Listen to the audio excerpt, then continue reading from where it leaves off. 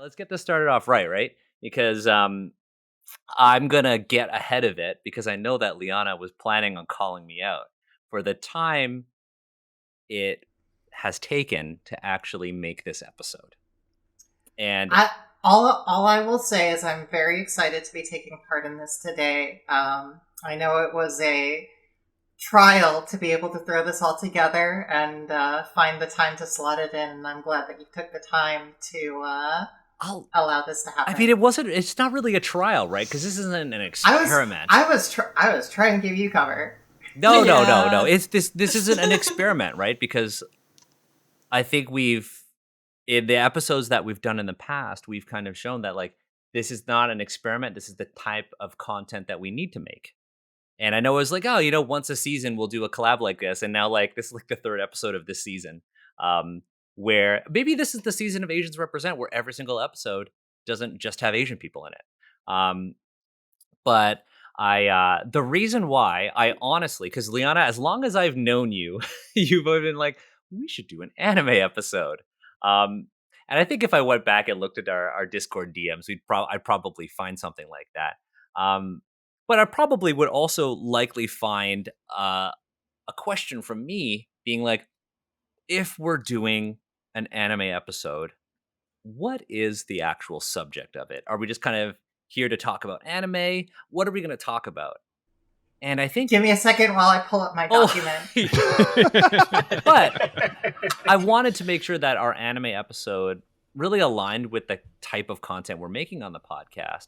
And since we started doing a lot more, and I want to call them community collaborations with Black creators and Black scholars and Black personalities in the space, I think now is the perfect time to do an anime episode, because anime is very much an art form, a medium that bridges the Black and Asian communities, very much like the Kung Fu films of the 1970s. If you go back to our previous episode on Asian cinema and Blaxploitation, episode 57, featuring Stefan. And I think anime is the perfect follow-up, and we said that during that episode, and it was like, what is the next step? And anime is essentially, and people are going to read this wrong, because I said that I was in my head, I went, anime is the new Kung Fu film, and I was like, that is going to be misunderstood. And anime is taken out of context and put up on Twitter for people to scream at you about. Daniel, who ruined D&D, said that anime is just all Kung Fu. That's what's going to happen. But anime is the new bridge. I will say anime is the new bridge between, like our broader communities. And that's why we have this amazing group of panelists. We have quite a few returning folks. We have Emma, Liana, Navarre, and Stefan, but we have a new person who has joined us. And I want to tell a little bit of a story, actually, as to how we got you behind this. Yes, there is a story. Wait, what? There is a story. It's not a long story, but I think it's a cute story. So when I was like, you know what, we're going to do this episode, because I had I had spoken to Navarre and Stefan about this, and then during the episode, we did Stefan. I said, hey, we should finally do this. Liana, of course, was like, well, now we're gonna do it, and so I was like, of course, Liana is gonna be there because it's basically Liana's episode. And then when I think of Anime and Asians Represent, the next person I think of is John Ryamasa on Twitter, and I messaged John, and I was like, John, it's happening. I was like, John, bring your weeb energy to the stream and let's talk about anime, because Liana's episode is going to happen. I didn't actually say that, but in my head it was like, I'm just making sure that this happens so Liana doesn't kill me. And John said, as much as I'd love to, I have a person who would be better for this, and mentioned you, Wally. I feel like that's like when we cut to the FBI helicopter landing outside of a cabin, and I'm outside of the cabin wielding the Buster sword that I ordered off of eBay as I'm chopping wood, and John and Daniel just come out the helicopter. John is there, twirls a revolver a couple of times, with the hat. And I stop chopping. I'm like, Never said I go back to this life, and something like that. I can see it. I can see that happening. Fund it. I want to watch this anime. Yeah. Stores the Buster Sword in your inventory of holding. This is the With sequel the little to menu noises. This is the true sequel to Rush Hour that we all wanted. There you go. You go. This is the genre mashup. Oh my! Yeah. Oh This my is the gosh, genre that's mashup what of I like need in my life. Shanghai Noon and Rush Hour. The first movie is great. Shanghai Noon. The first movie is fantastic. The first movie is great. Yeah. Another great like blending of cultures, and that is a whole other episode to talk about sort of westerns and specifically Chinese representation in the West and the Wild West. I mean, but that's another episode. I'll add that to the notes. But for this one, we're talking about anime. I think since we've got a new guest, it's important for us to do introductions. So I'm gonna go. We're gonna go clockwise from me. So we'll start at Stefan, and then we'll go all the way around and then end with Emma. Stefan, tell us about yourself. Who are you? What are you up to? Why are you here? Yeah, so I am a scholar of pop culture history. I focus a lot on films and other pop culture artifacts like tabletop role-playing games, movies, cinema, particularly all throughout the 20th century, and representation in all of those different mediums. And you can find me kind of rambling on about things on Twitter as it relates to race and representation at Umbrel_KnightX. I wouldn't say it's rambling. I would say it's like educating the masses. Educating the masses. I try. Through the medium of Twitter, the most wonderful through the hellhole that is humanity has Twitter. ever invented. I didn't want to pick easy mode, so Yeah. Yeah, you didn't want to pick easy mode, and then you're even more active on Twitter, and then Spelljammer comes out. Oh god. And then we learned about Star Frontiers. That's a whole other thing, right? Oh my goodness! Did we lose Wally? We just lost Wally. That's okay. Wally will be back. We should. That's a whole other thing. That both of those. Touchstone moments. I'm like, are you serious? Touchstone is sure. That's a way to put it. Yeah, I'm trying to be kind. Yeah.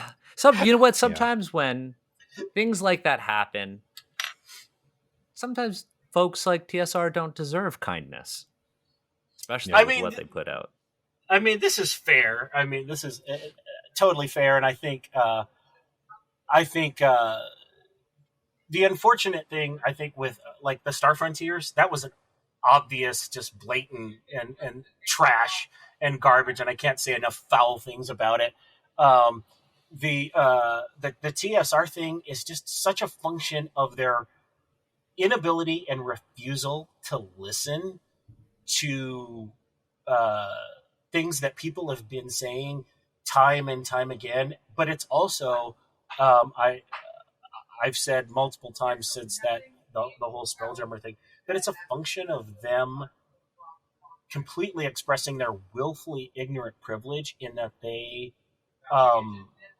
went into that project. I would bet you money they went into that project thinking, oh, well, we're not dealing with any earthly cultures, so we don't need a sensitivity reader on this one.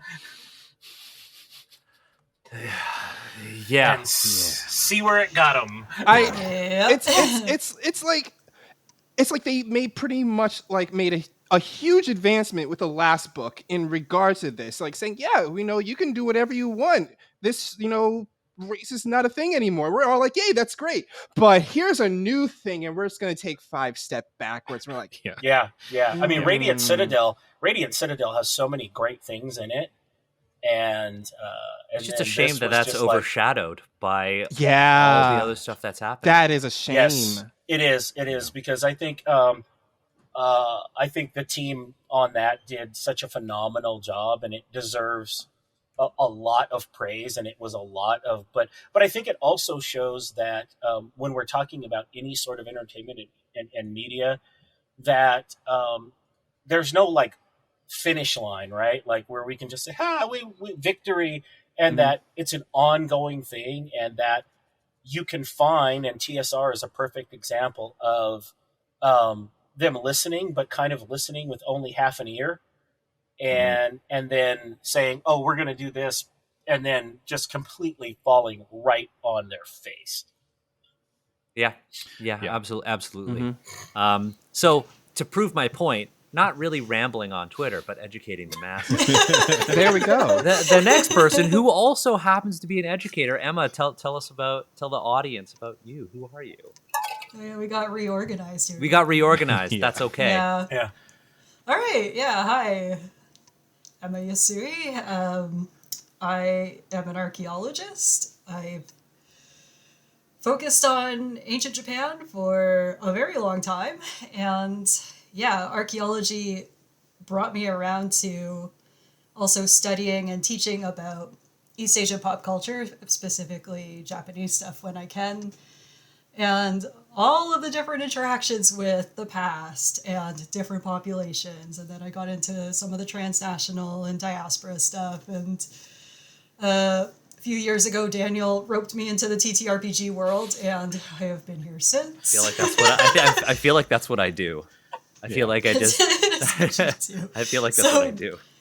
Now I also do cultural consultation and sensitivity reading for games related to or trying to use Japanese themes and history and content and culture and all of that. It always sounds like such a wonderful and fulfilling job to be able to look at everyone's take on the Sengoku period. Oh boy, yeah. Oh boy. Well, I mean, again. we'll talk about feudal Japan in a moment. I think every time I've been on Asians Represent, I'm like, just gotta say, I don't care about samurai or ninja. Yeah, well, like, I mean, we did an entire episode. Sengoku is not my jam. We did an entire episode on anything called Anything But Samurai. Oh yeah. Because it's like, what more is there? Like, we want something different, and so we did a whole thing on that. According to Blizzard, what else is there is ninja, because their third Japanese character is also a ninja. Oh, the Overwatch character who throws kunais. Yeah. I mean, it's like, we have one that throws shurikens, now we have one that throws kunais. Super. Yeah. Diversity. Yeah. We did it, y'all. Blizzard. We fixed it. And it's free to Little play. fireworks go off. Yeah. Oh god. Congratulations. But Emma, happy that you're here. I'm happy that the conversation is continuing, because you and I talked for we were playing games yesterday and we were just talking about this stuff. I also read a lot of scholarly takes on anime, and I spend a lot of time heavily sighing. Heavily sighing at the scholars? Yeah.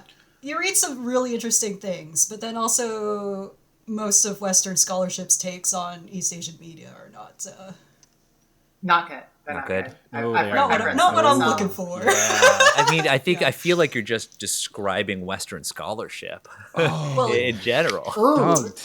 Don't. Daniel getting spicy for I'm not bitter. I mean, no, not at all. I mean, as someone who is a Western scholar who happens to be black, I'm going to say 100%, because most of them, shocker, are white men. Yes. And a fair amount of white women, but they're mostly white and overwhelmingly in academia, and they are still looking at things from a white perspective, and they are still doing scholarship based on years of scholarship that was formulated and conceptualized by white men almost exclusively. Aren't they typically wealthy too? Just because, a fair be number in that position, you need the money to not. When you have something called tenure, paying job, yeah. I mean, a fair number of certainly the noted scholars in things like that, and it's very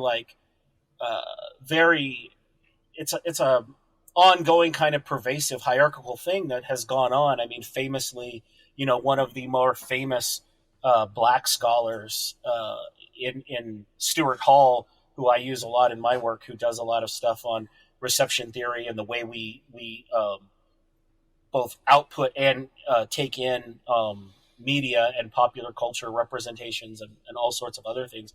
I mean, he was going to be a medievalist, but he was turned away by some dude named J.R.R. Tolkien. Um, and so thanks. guy. That's his own episode. That's a whole episode. That's a whole episode. To get the internet mad at Daniel. Yeah, Let's yeah. Stuart Hall stuff. Highly recommend.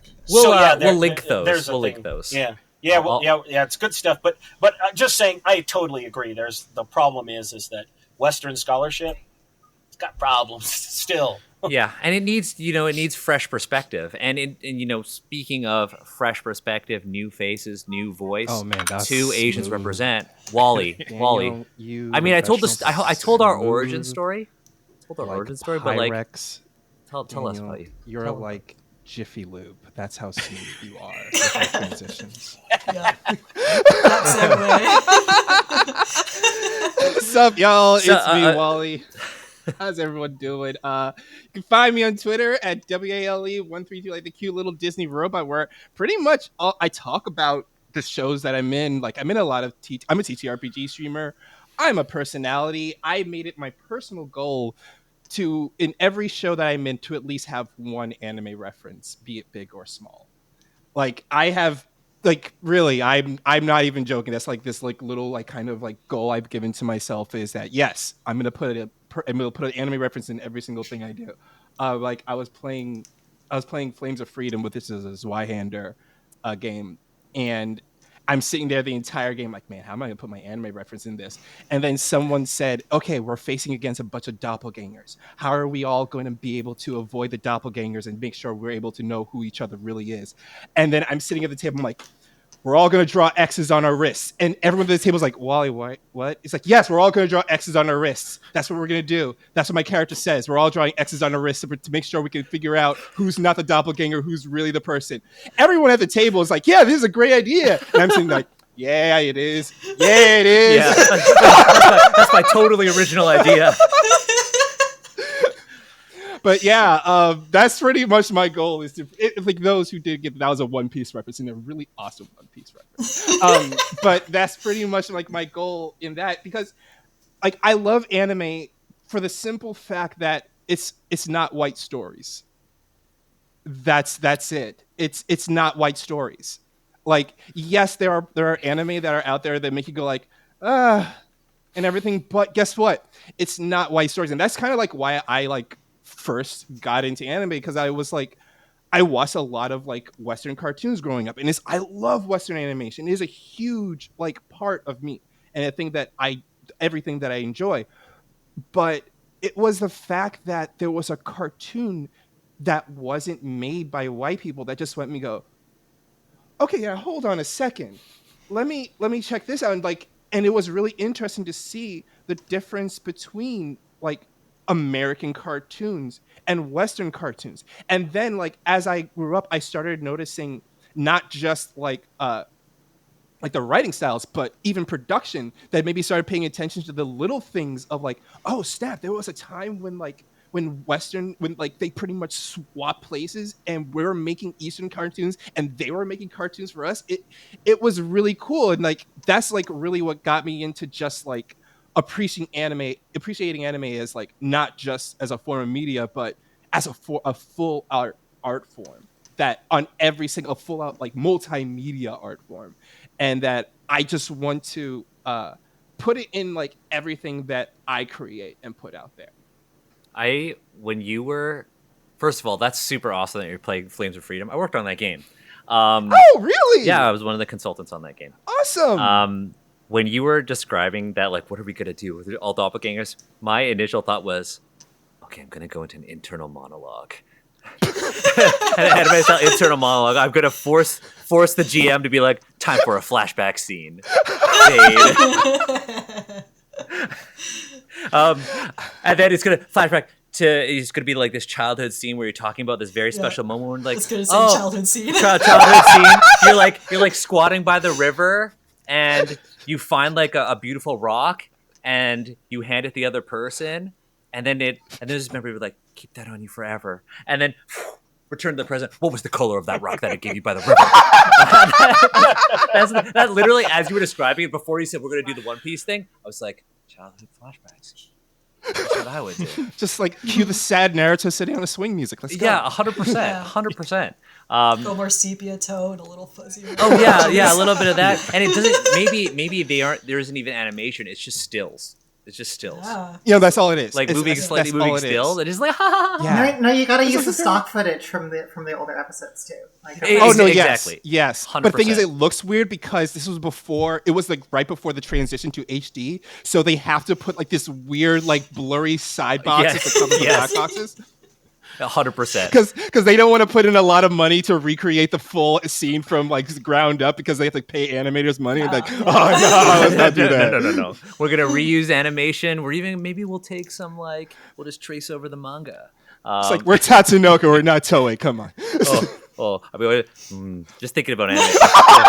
We're gonna go into it because we haven't done introductions yet, and I know I want to talk about anime, but nobody wants to talk about anime more than the next person, Liana. Liana, tell us about yourself and your anime-inspired TTRPG.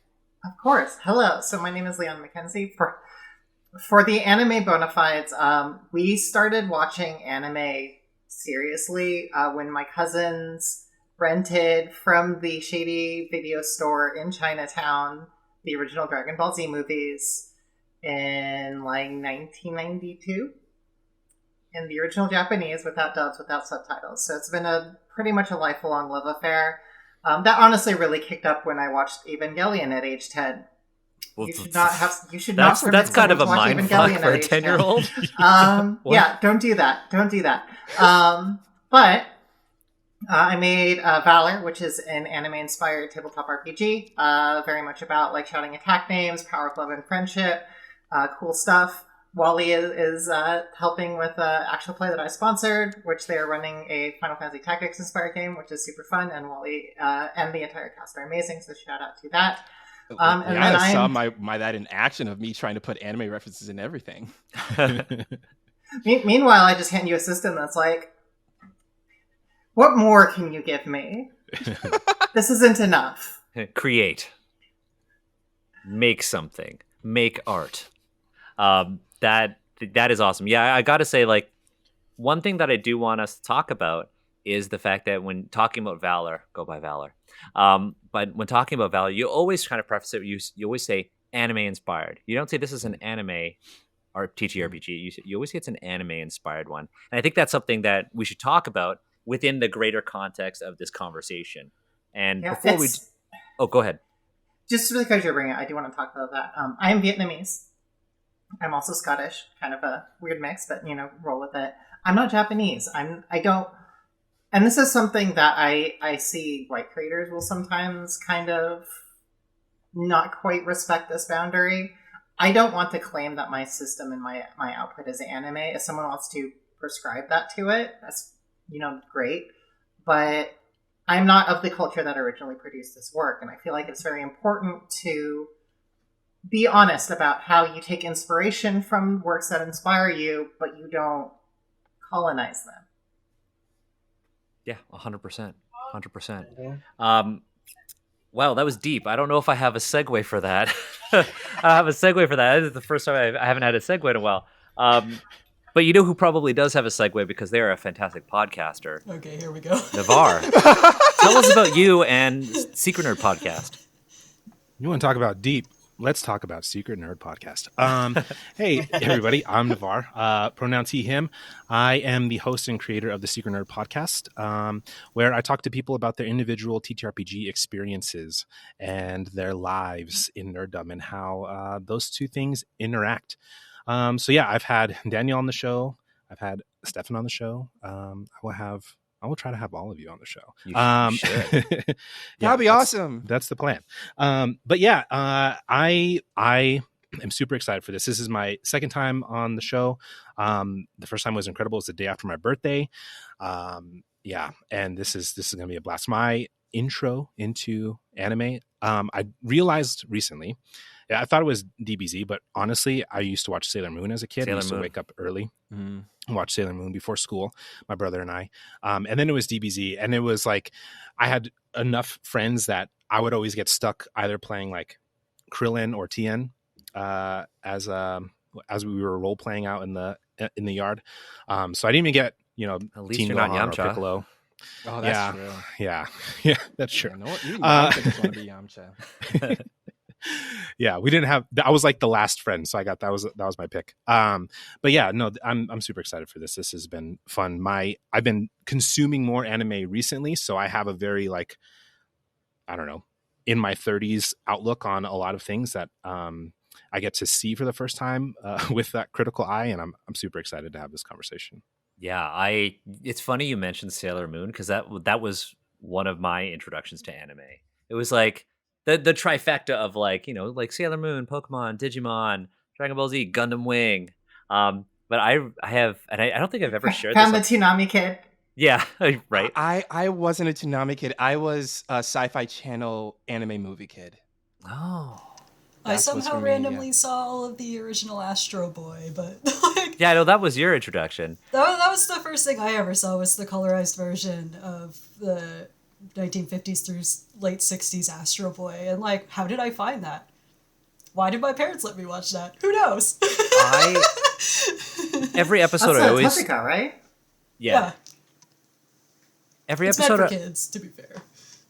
I always share something personal about myself in every episode. And Navarre, you mentioned Sailor Moon. And well into my adulthood, I was always like, how the fuck does this tuxedo mask throw roses like that? And who's this guy? and if I ever had a flower with a long, rigid stem like that, I would throw them well into my 20s. Because I just thought that was so cool. That is so cool. And so if you ever see me at a con, bring me a plastic rose and I'll fucking try to throw it. Oh, you best believe I will. Do it. But I've also... Oh, go ahead. The answer is that was Tuxedo Mask's magical ability to make up for the fact that he sucked at literally everything else. No, yeah. That's fair. That's fair. I just don't. I don't have that ability. What I learned. This is amazing for me because I'm a little bit older than everybody here. So my introduction for anime was in the 1970s. And the first anime that I watched probably pretty simultaneously were both American adaptations of Japanese shows. So I watched Battle of the Planets, which was an adaptation of Science Ninja Teen Gatchaman. There's those ninja again. Ninjas. And then Star Blazers, which was an adaptation of Space Battleship Yamato. Those like hit American television both pretty heavily in the late 70s.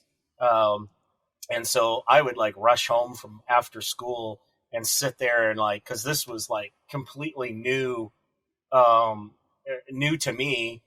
And particularly with Star Blazers because, American television at that time was years away from having any kind of a story arc.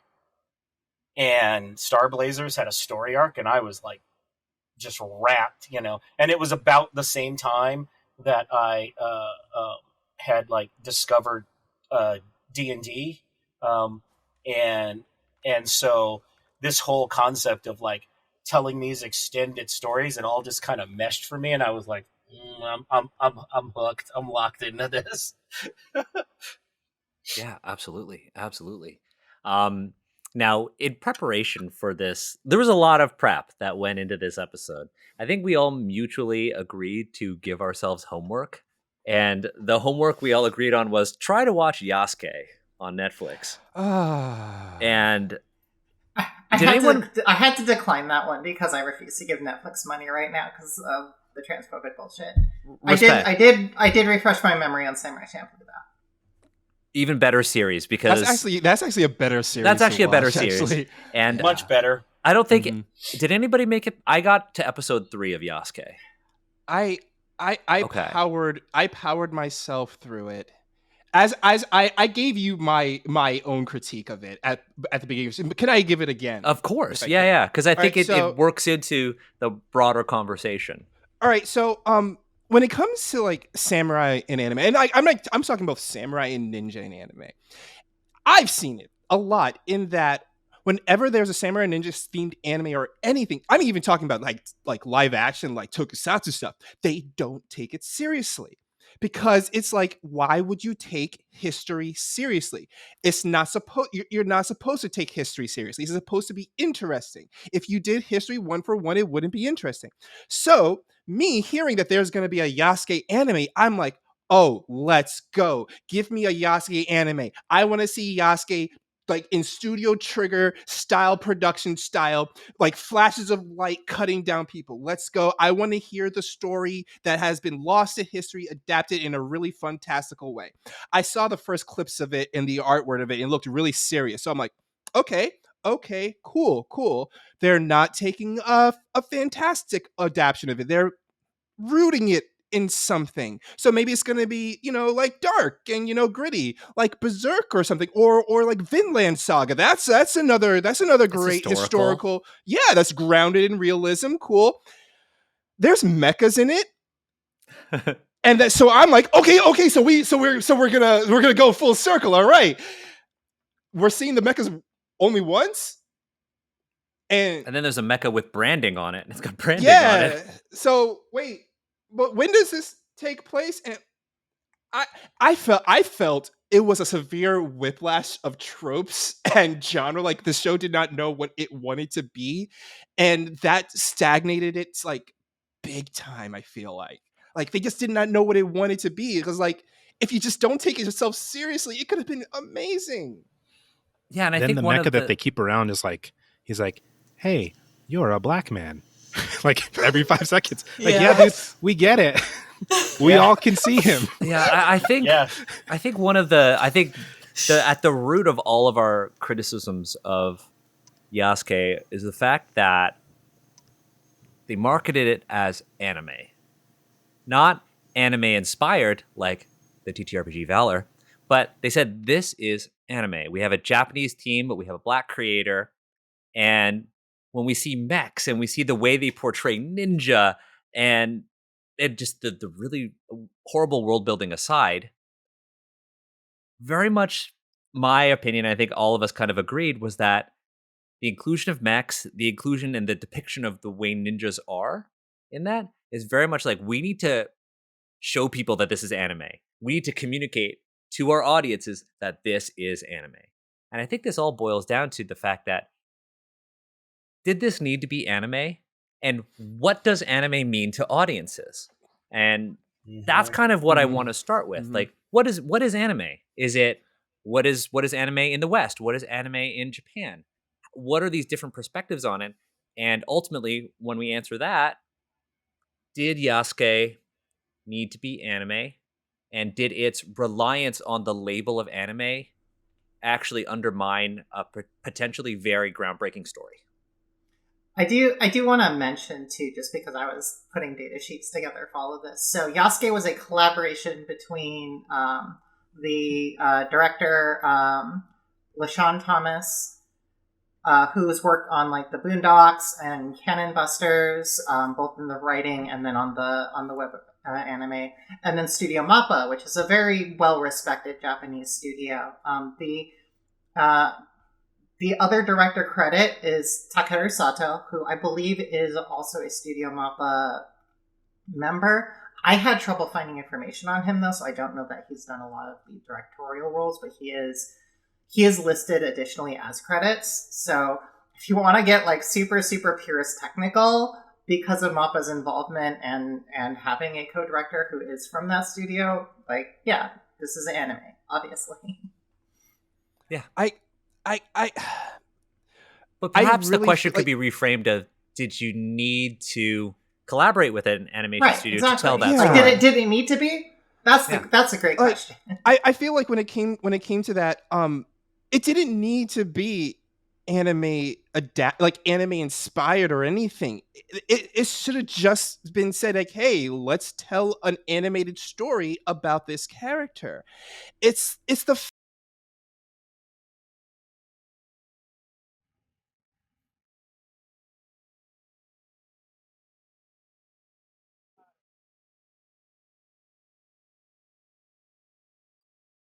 Yes.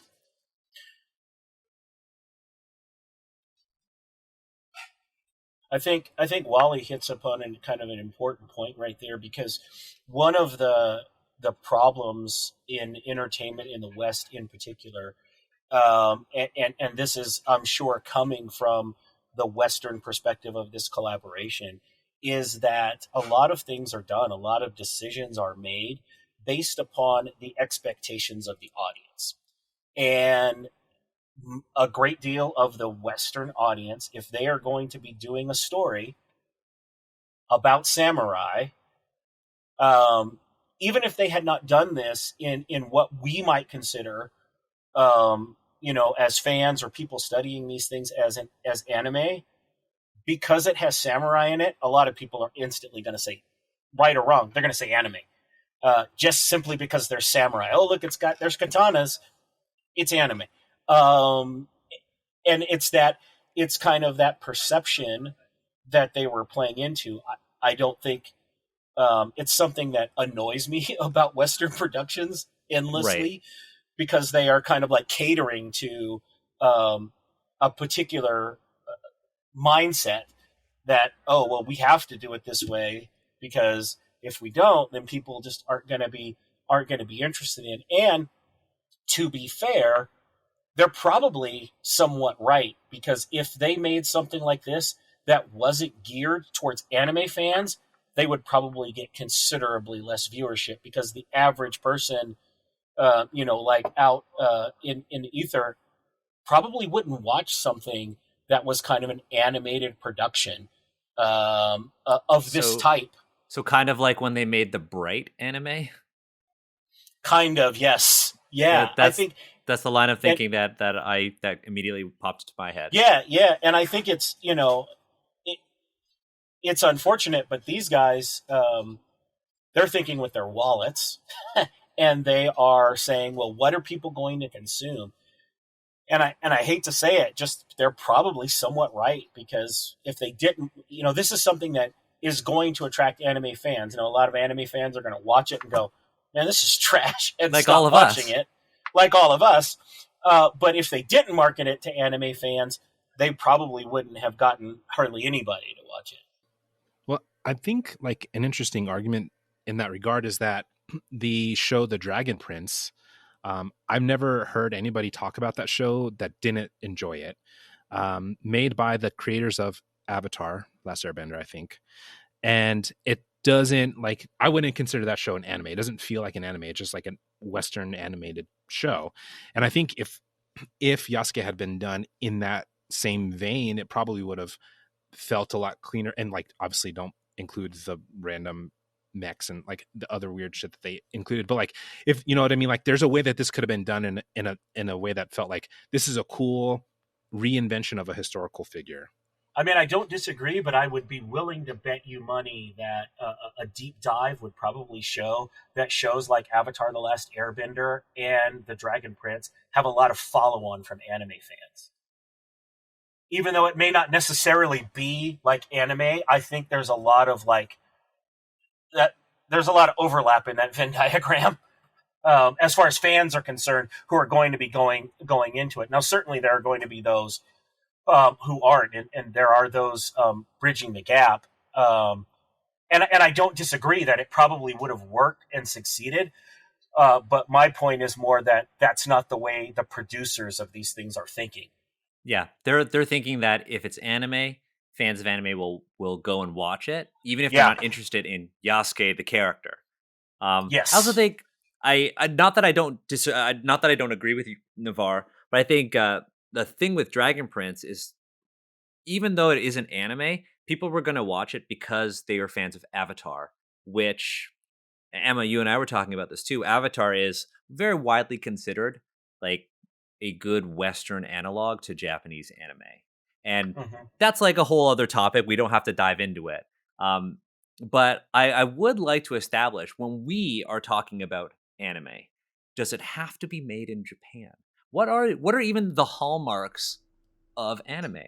Do you mind if I jump in one second? Yeah, go for it. Before we move on to this next topic, there is something I did want to make a point of, and hopefully Wally can reboot soon. But yeah, it is important to understand that there is a peculiarity about the anime fandom and the anime consuming fandom in the West, in which there is a significant and loud portion of the fandom. I would equate them in terms of volume and at least perceived power to be on the same scale as we might think of the D&D grognards in the D&D fandom, who are exceptionally purist to a weird, like, uncomfortable white supremacist, Asia supremacist sort of degree, to put it simply.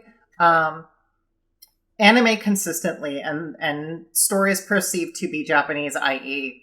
samurai, and basically just that, have a very vocal component of the anime fandom at large, who will absolutely thrash it if it is not portrayed only by pure Japanese creatives and creators.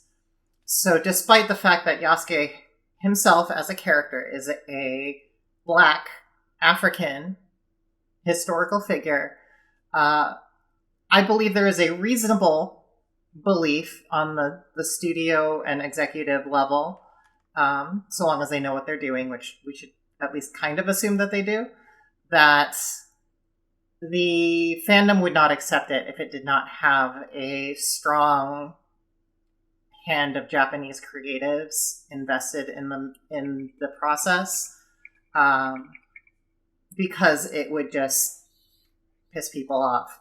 Unfortunately, they neglected to also, make a good show in that. But from that perspective, I understand where some of those money decisions may have come down from, and that because it involves samurai, they have this belief that it absolutely has to have a Japanese team on board with it.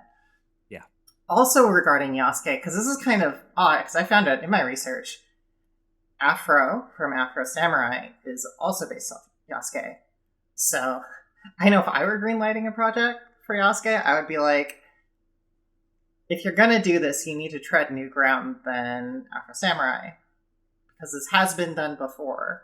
Afro Samurai, a much looser take on that, because it has its own, like, but so good sword fighter thing going on.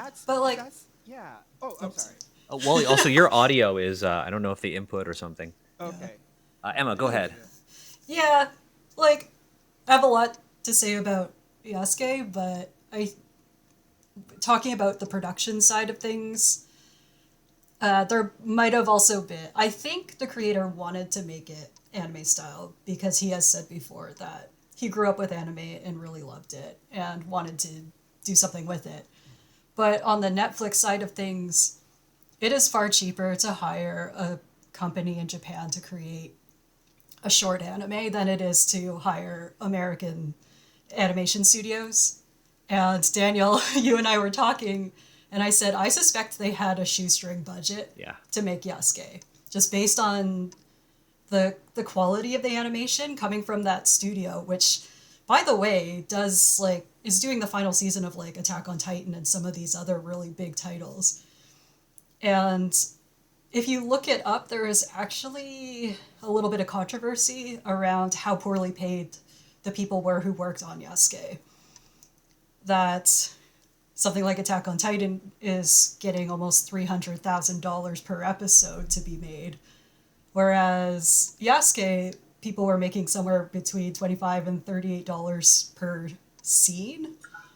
And I feel like Yasuke episodes don't have a lot of scenes in them. They don't. They really don't. It's like it has such like a static looking, like, animation style that when I looked at it, I'm like, wait a minute, this is Studio Mappa. What? Yeah. This doesn't make sense. They are way better than this.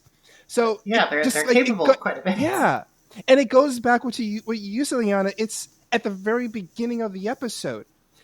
It's that because, like we said, because it was samurai inspired, because it was samurais involved with it, because ninjas were involved in this, they had to go the route of, like, well, we have to do this, but you don't have to. You don't have to at all.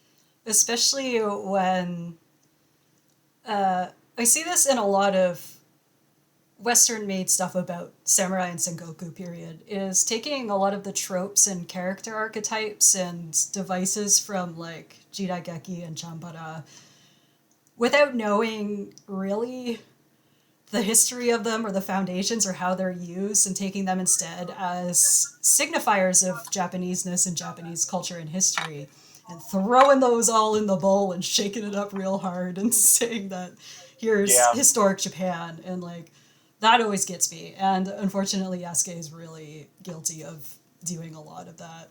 Super guilty. Yeah. Super guilty. I guess I would throw this question out there when we're asking this question about anime is where do we place the many kind of like French-Japanese collaborations or French versions of animation that really kind of mimic the Japanese style, because there's been a long-standing tradition of those, somewhat even longer than some of the kind of American Japanese crossovers. I think like one that kind of sticks out for me personally, like right off the top of my head, was a series called Cyber 6. I literally was going to bring that up. Also, Yeah. by the way, y'all, if you watch Cyber 6, you might be queer now. These aren't the rules. That is. I was literally Well, going you're to talking bring to that up. anime fans. We've had Sailor Moon since the 90s. Cyber We're 6 all queer here. Cyber 6, yeah. No, so Cyber 6 was like, Stefan, when you were asking a question and you were like, what about these collabs or emulation? When I hear emulation, Cyber 6. Yeah. Literally the way 100%. literally the way they jump from the ground up to the top of the building, literally the way that they jump from building to building, literally the way they fight. It is anime. It is everything about it. And like, and the thing is, what's very interesting about that when you think about the shows like that, the French, like a lot of the French shows that have like anime that are very highly anime inspired, but also they also have a very, very rich, long history also with working with Japanese studios to produce their stuff. Like they have a very rich, long history. But the thing is, what's so interesting about it is what they do is they don't say like this is anime. No, we're just making cartoons. That is what it is. It's just cartoons. We're not trying to be anime. We're just making cartoons. Another example that I always love to think about that was just recently told, like I just recently found out, season 1 of the original Teenage Mutant Ninja Turtles TV show was 100% produced from the ground up by Toei.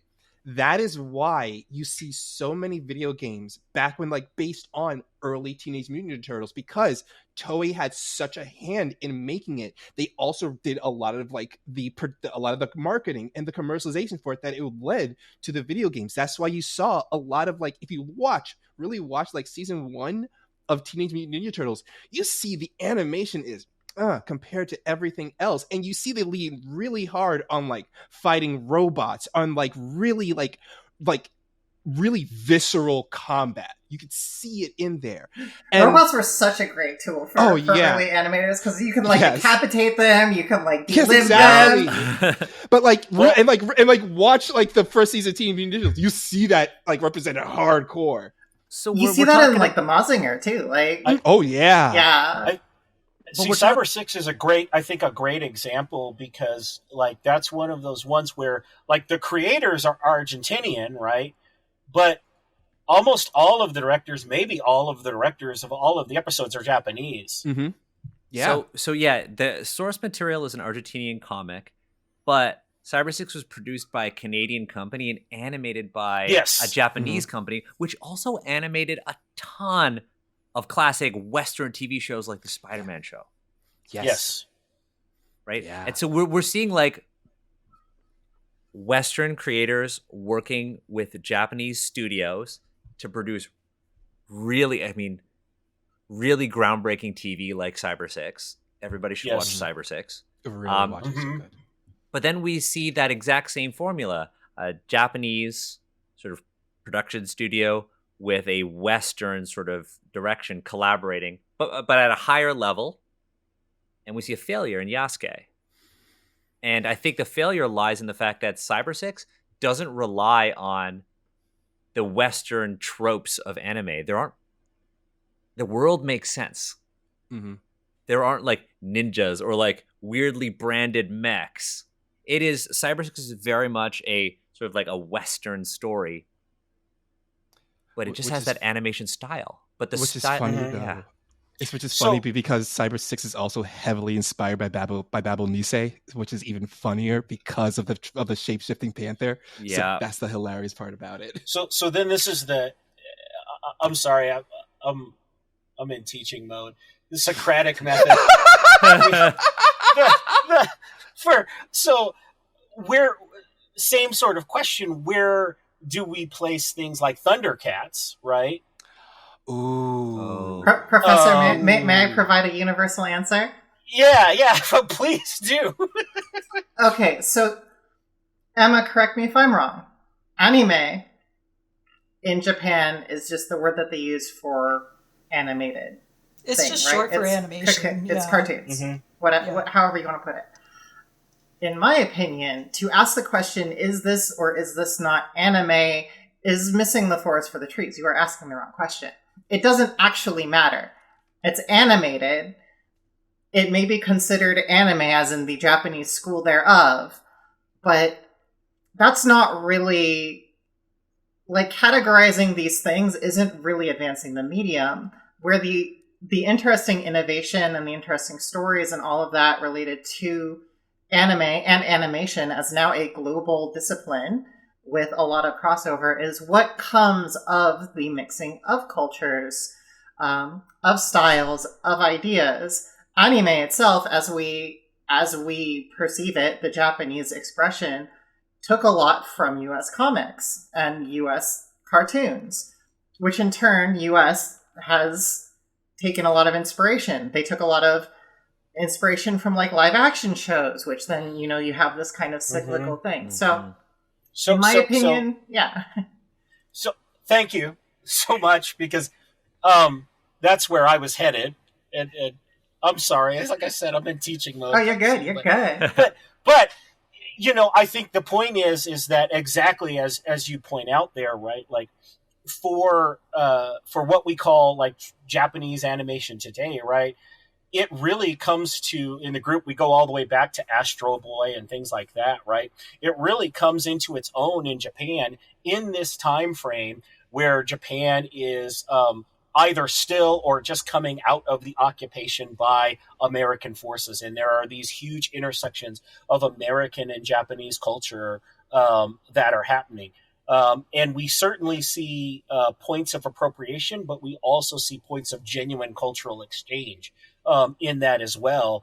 And so I think exactly like Liana said, we see them borrow from American examples of animation, and then we see kind of this crossover. So I think, for me at least, I'm in agreement with Liana that anime is just animation. We have a particular, and particularly when we're looking at things coming out of Japan, because in the West, animation starts out as something that's shown as shorts before films, right? The old Bugs Bunny cartoons and things like that are, some of them are very adult, some of them are very racist or misogynistic, of course, from that time period. Some of them far worse than others. Betty Boop.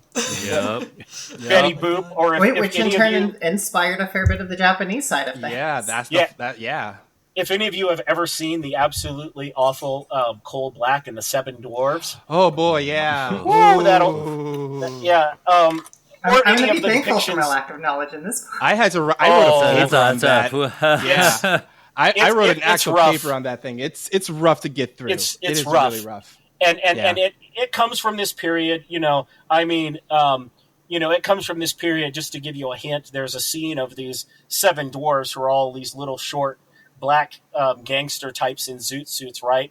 And it'll give you a quick hint.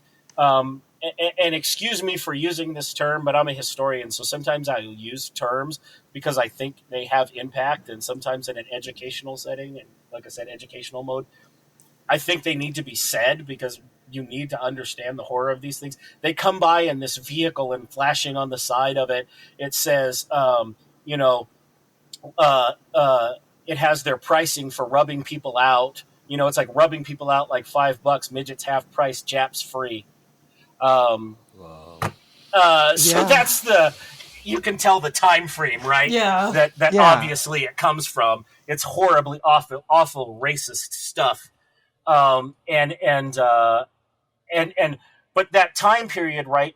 Cartoons are more like these kind of adult entertainment, and then it segues into, we eventually get to this point where cartoons and animated things become kind of fare that is considered for kids for a very long period before we start to shift back into animation telling other kinds of stories.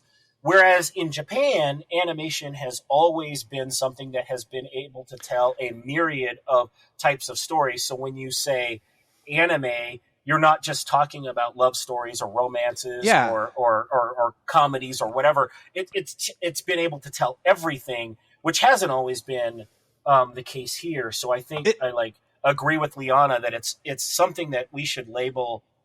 It's just animation, right? And anime maybe might get us to a, not necessarily a particular type, but I think there's so much crossover now and opportunity for crossover. It's just about, can you do it well without bringing what Yasuke is? Like? I feel like it's we've now hit a point where we have so many animation creators out there at this point that have like roots in Western animation and roots in Eastern animation that has gotten to the point that I feel like we shouldn't have to say it anymore. We should not have to use the term anime inspired when we're putting out something new. I feel like it's pointless to just it's pointless to put it out there. Like Rise of the Teenage Mutant Turtles, when you first look at it, if you're not an anime fan, you're going to instantly think like, yes, it is 100% anime inspired.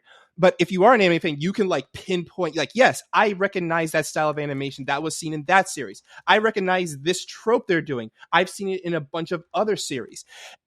We've gotten to the legit point where you don't have to say things are anime inspired just so you can try to like get views of it. You don't need to say things are anime inspired anymore just so you can make sure that it is like the hot ticket in like the media zeitgeist so people will pay attention to it. We have such a myriad of production companies and animation companies out there that, yes, a lot of them have roots in anime. A lot of them have roots in Western animation. But to say something is anime inspired just so you can like make sure people are going to watch it on premiere day, that has gone out the window. And the first time that this honestly like that upset me was when they did that for Castlevania. Like that had no reason at all to say anime inspired, because like they didn't even say anime inspired. They called it a Castlevania anime. Like right off the bat, they called it the Castlevania anime. And they just kept on going with it. News outlets were calling it the Castlevania anime, the Netflix Castlevania anime. But then not once did they say that, like, that you don't really look at you like there's nothing in there that just screams out like, yeah, this is an anime, you know? It's just a live action Castlevania. I guess maybe because Castlevania is an IP that has roots in Japan itself. Maybe that's why they call it an anime. I don't know. But to call it that is just like that honestly upset me. And really it's a thing that we should just stop doing. Yeah, so I think it kind of boils down to the label that we're talking about. And the label is kind of what's complicating things here. I think on one end, there are folks, I think, with Yasuke, where you have the label, and the label actually kind of muddies the story you're trying to tell, because you are putting these sort of barriers upon yourself, or these signifiers that you have to actually include in the story. Mm-hmm. But when we look at things, you know, like Rise of the Teenage Mutant Ninja Turtles, the movie. Have you folks watched the movie? Please watch it. That shit will hit you in the feels like some of the best anime out there. Mm-hmm. Like, I'm no spoilers at all, but my God, the Rise of the Teenage Mutant Ninja Turtles movie is an incredible piece of animation and an incredible piece of storytelling. Yeah, it is 100%. And it just goes back to that. Like, you can make something that is anime inspired, but don't even have to say it is anime inspired at all. Like, we don't need to. Yeah, it's just do it well. Yeah, that's it. I will say, as someone who has been trying desperately to market my own non-D&D system for many, many years, people really, really like their boxes. Mm-hmm. They do. Yes, they Yes. do. They really do. The box is a comfort blanket. It's a schema that they can view the world. So having that perception, I would love to be beyond that. I think we should be pushing to be beyond it. But I understand the cowardice behind the decisions. And yes, I will use that term. Thank you. Yeah. I understand the cowardice behind the money decisions to say and do these things. Mhm. I mean, Yes. you're not wrong by any stretch of the imagination. Ultimately, for especially these bigger productions, there are these financial concerns, and that's why they're making a lot of these decisions. It comes down to money, and they've got people whispering in their ear and executives pulling strings saying, "No, you're doing this because," and it's for, like you said, it is a level of cowardice and almost. And I think this is across all media, whether it be tabletop role-playing games, whether it be film, television, or anything. You find a lot more experimentation and bravery in things that are lower budget and independent because they don't have that same level of concern. Yeah. Yeah. I was just going to add, I missed part of Wally's speech, but I think what you're talking about was just like how, the blend of we don't need to call it this anymore, and the blend of artists being inspired by both worlds. And I think like Castlevania is obviously a very big example of that, because for me, like anime style is that very like fluid combat, like the characters look beautiful, the fights are fluid, and whereas you watch like a lot of Western, especially like modern Western animation, and it's more like you can almost see the frames, but I think you get some of that blend. And even like when I watched the new Young Justice felt, in terms of the art style, very anime inspired to me, because it was just like, it was so clean and just, it looked closer to that same style. And I think, but I wouldn't consider that an anime, but I think similarly, like I can see, as you brought that up, like this is where these people are growing up watching this stuff and drawing it all the time until they get into art school and get hired by somebody. And so literally it's going to inspire their style. Yeah. And As I understand, tremendously hard, by the way. If you specialize in the anime style in art school, people will fucking hate Oh you. yeah. I've heard horror stories with that. It's rough for them out there. And I've personally worked with a number of artists who can attest to this. Yeah. I think one thing to consider is that we're looking at different sort of like eras in animated storytelling, right? When we're looking at early cartoons, we're seeing a clear dichotomy between, Western and Eastern animation. We start to see crossover and we start to see exchange between the two. But for the most part, that dichotomy kind of exists for a really long time until we start to see series like Cyber 6 and things like that. But the conversations weren't really all that prevalent, when Cyber 6 was out. Is it an anime? Is it not? No, it's just an animated TV series showed in the West. Yeah. We don't even think about the fact that it was made in Japan. Same thing with the classic TV shows like Spider-Man, right?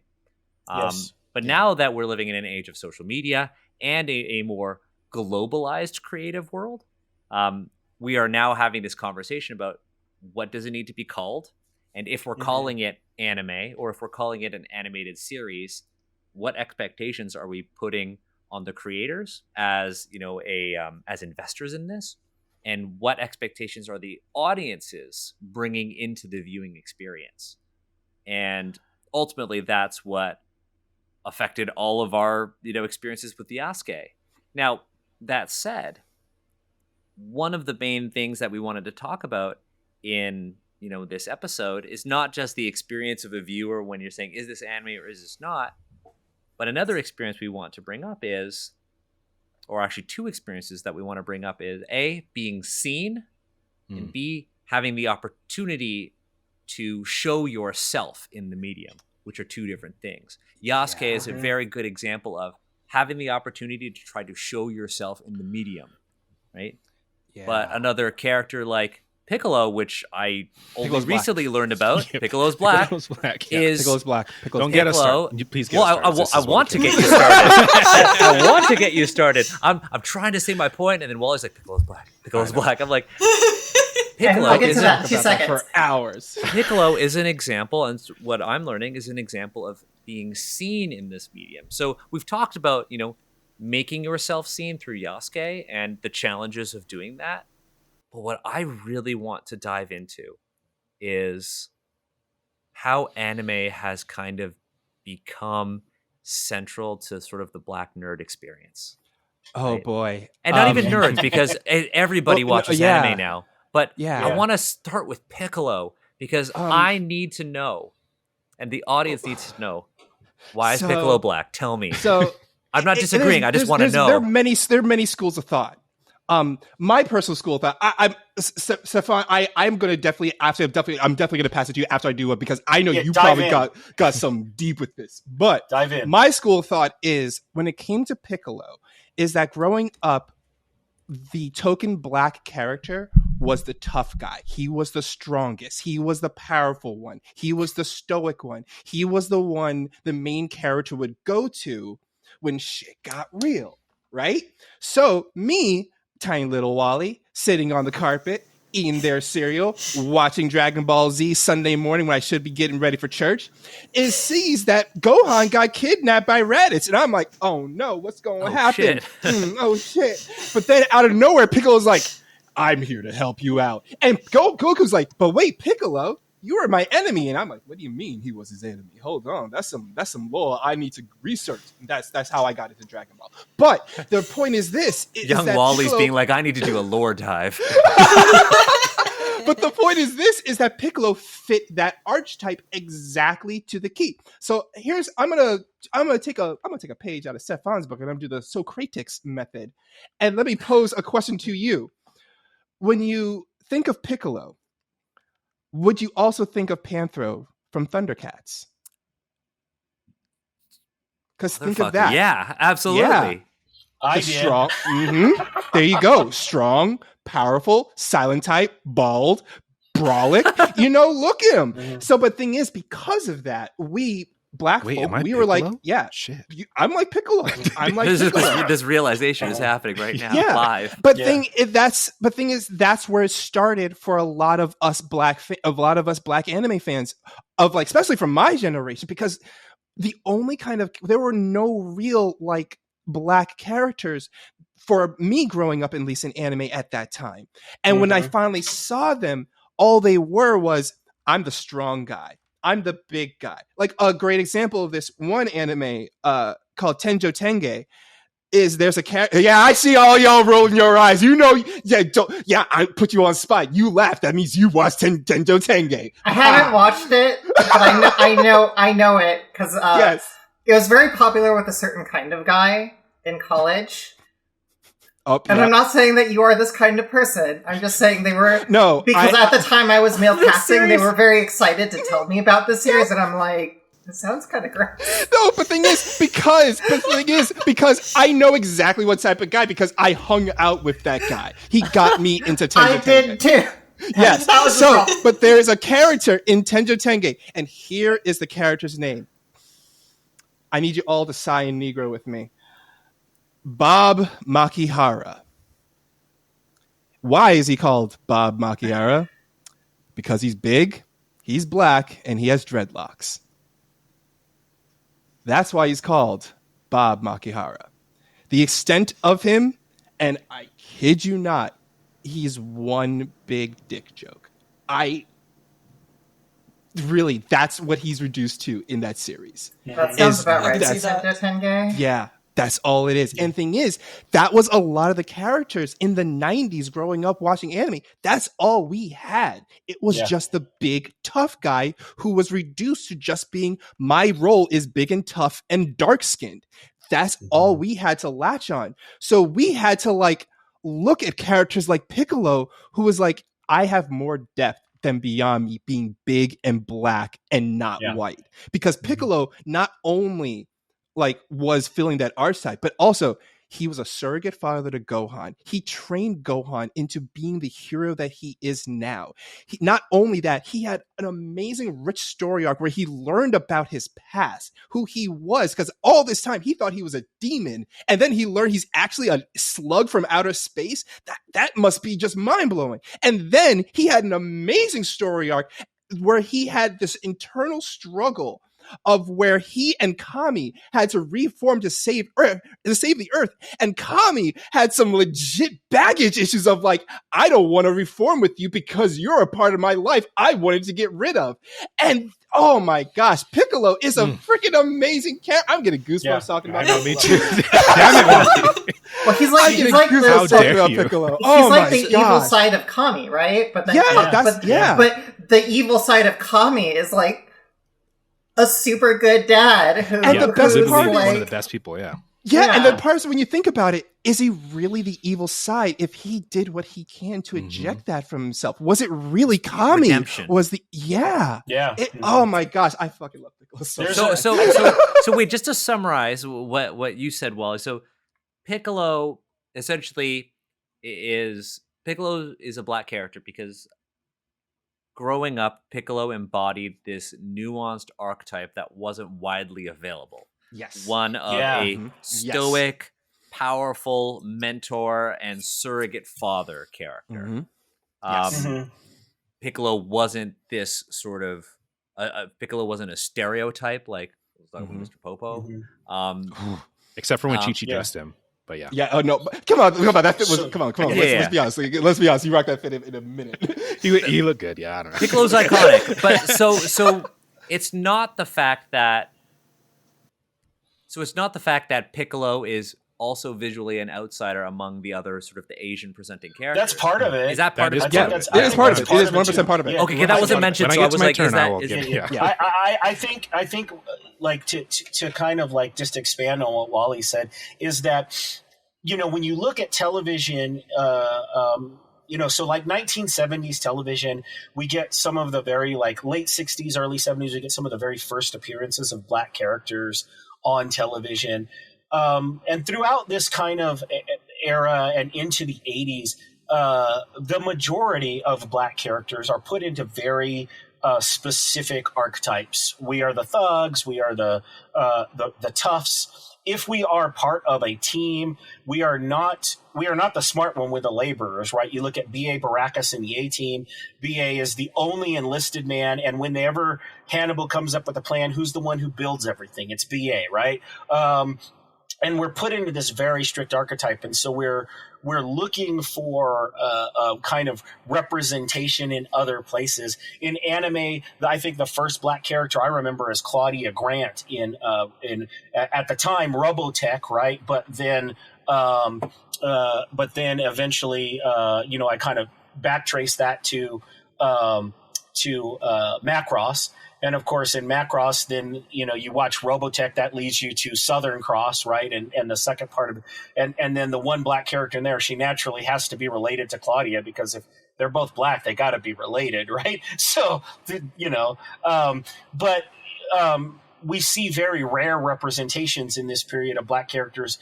And if there are, you know, like these stereotypical representations. And I think with Piccolo, absolutely everything Wally said, but there's also a visual representation. And I think for me, I absolutely agree. I saw Panthro as black as well, watching Thundercats the first time through, because there again, he fits this kind of particular archetype, but he's the leader of kind of the mentor character, right?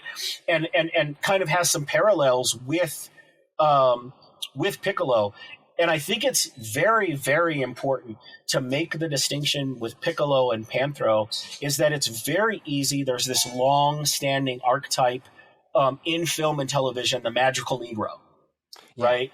That is the character who is usually put in a mentor-like position, but they only exist to help the main character, usually white character, find themselves in some way or guide the white character to some revelation, right? And this goes all the way back to Uncle Remus in Song of the South, and so many other depictions that we can name. And it's still seen sometimes in productions today.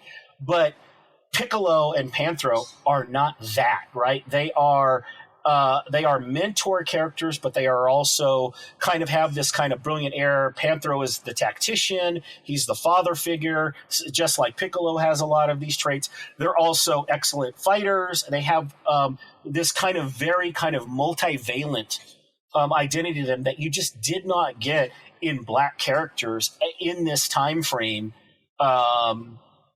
at all. And so I think a lot of Black viewers, we just adopted these characters, right? To say like, oh yeah, no, that's us right there. And also I think same thing with Panthro. There's a little bit of the, he's got the darker fur than the rest of the Thundercats, right?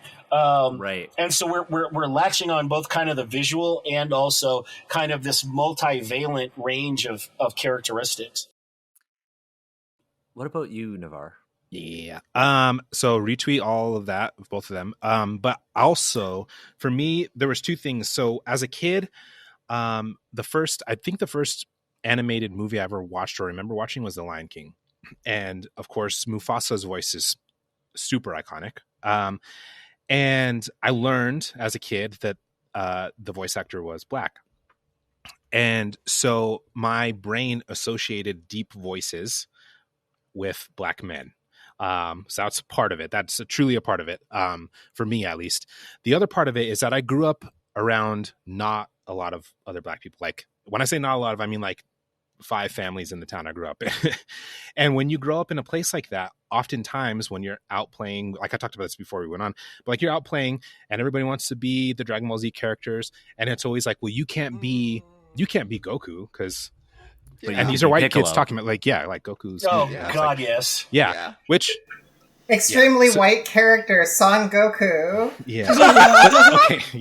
Yeah. So this is just a small tangent, but I recently had Steve on the show, Steve of Asians Represents fame, and Steve talked about for him how being Asian felt closer to being white than it felt far away from that.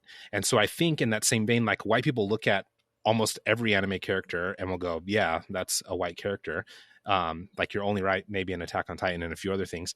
And other, but really those are Japanese characters, but white people can latch onto them. Whereas like for us, that's not like it literally, we look so far apart. You literally change into a blonde person with green eyes or blue eyes. So it's like, yeah, this, it's as far from me as it can be. But I think Piccolo was that othered character as well.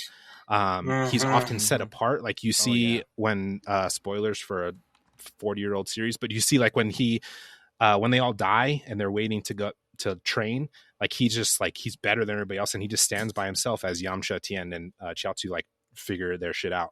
And so he's always set apart, but he's always there, and he's amazing. But that's a big part of it. I feel what you're saying, man, in my soul, because in those early here's what I picked up anime and D&D. I went to a school that had 2 other Black kids, and guess who got to be Lando Calrissian when we played Star Wars? Guess who got to be Boomer when we played Battlestar Galactica? Right? Yeah. Like there's always this guy here. I was the only white kid in my totally white school. So yeah, I feel that hard because like, hey, when we were playing G.I. Joe, who was Roadblock? But here's the funny thing was that one time, right, there was a cartoon show called Cops, right?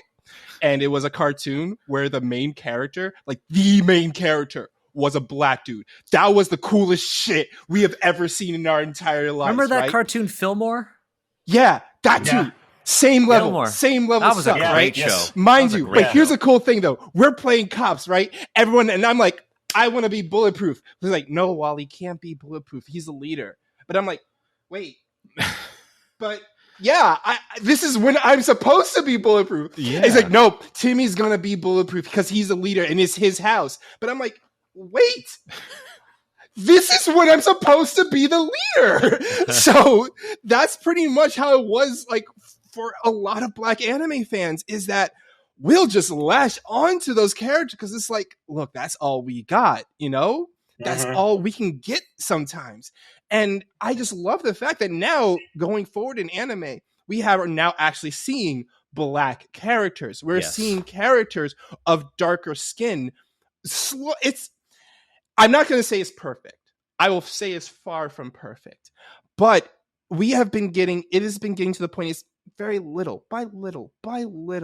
We're seeing more characters of darker skin actually being represented, not as just a joke or a very two-dimensional character or a character that's supposed to fit into a category. We're seeing characters who have dark skin who are just on the same level and the same depth and intrigue as the main characters now.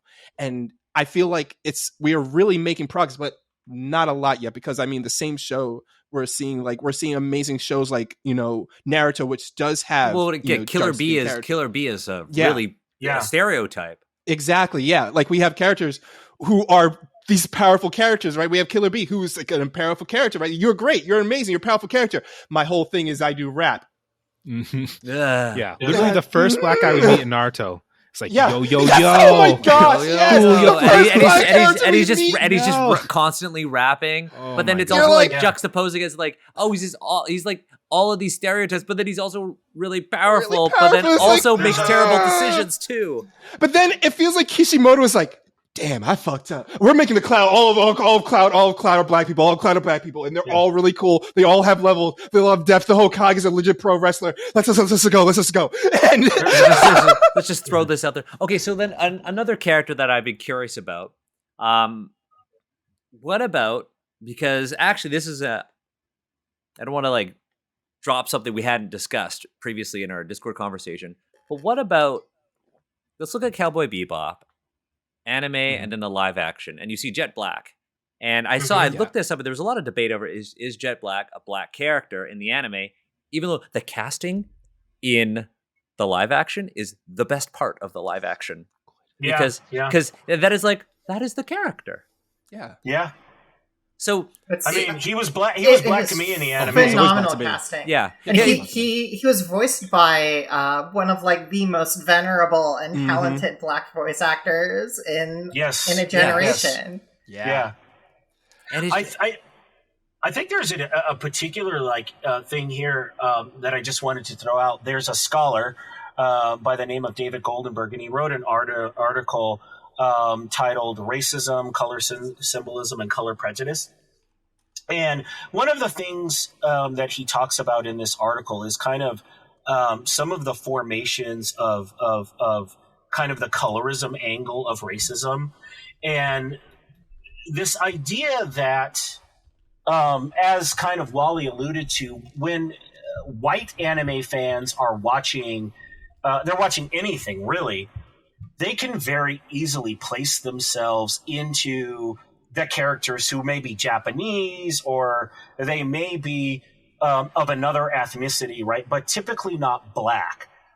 Whereas anyone who is Black trying to go the opposite direction, right? Place themselves into a character who is white or even a character who is Japanese or anything like that, is when you get this really big explosion. And one of the things he talks about is that the idea of, and there's these just long-standing ideas of colorism, of Black being associated with evil and filth and all of these other things throughout cultures around the world. It's not just unique to America, but it's throughout Asia and all sorts of other places around the world. That we certainly there's homogenization of cultures all over the place, but Black colorism tends to very much homogenize all of the Black experience and condense it, regardless of where your roots are or where you may have these connections in the diaspora, and that gives a particular locus that doesn't allow black fans to kind of translate the same way. So of course we've all seen the stuff on television or on the internet. I mean, where people who are white can dress up as an anime character who is presumably Japanese with next to no comment, right? Someone black does it and people lose their shit. Right. They just lose their shit.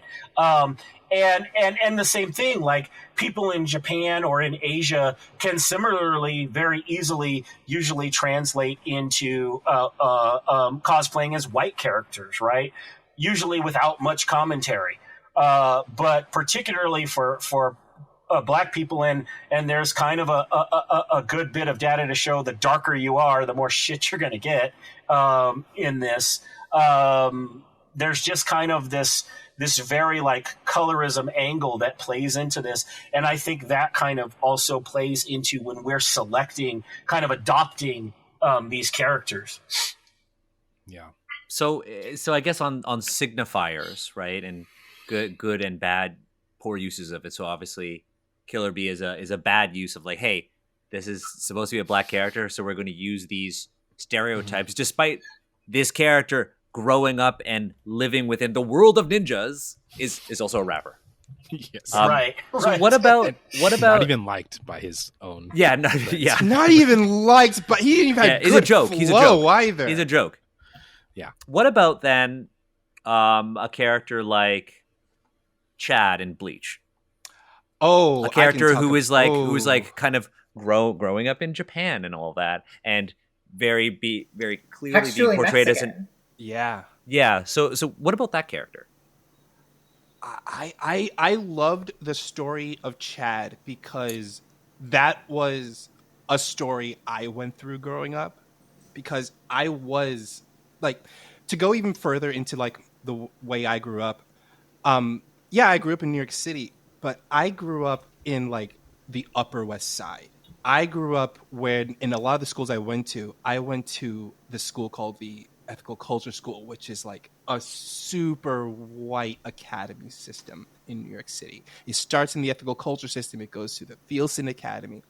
Very, very white. Like my mom, she fought to make me like get into this school. She wanted me to have a good education. But the downside is I was going to be the only black kid in that school.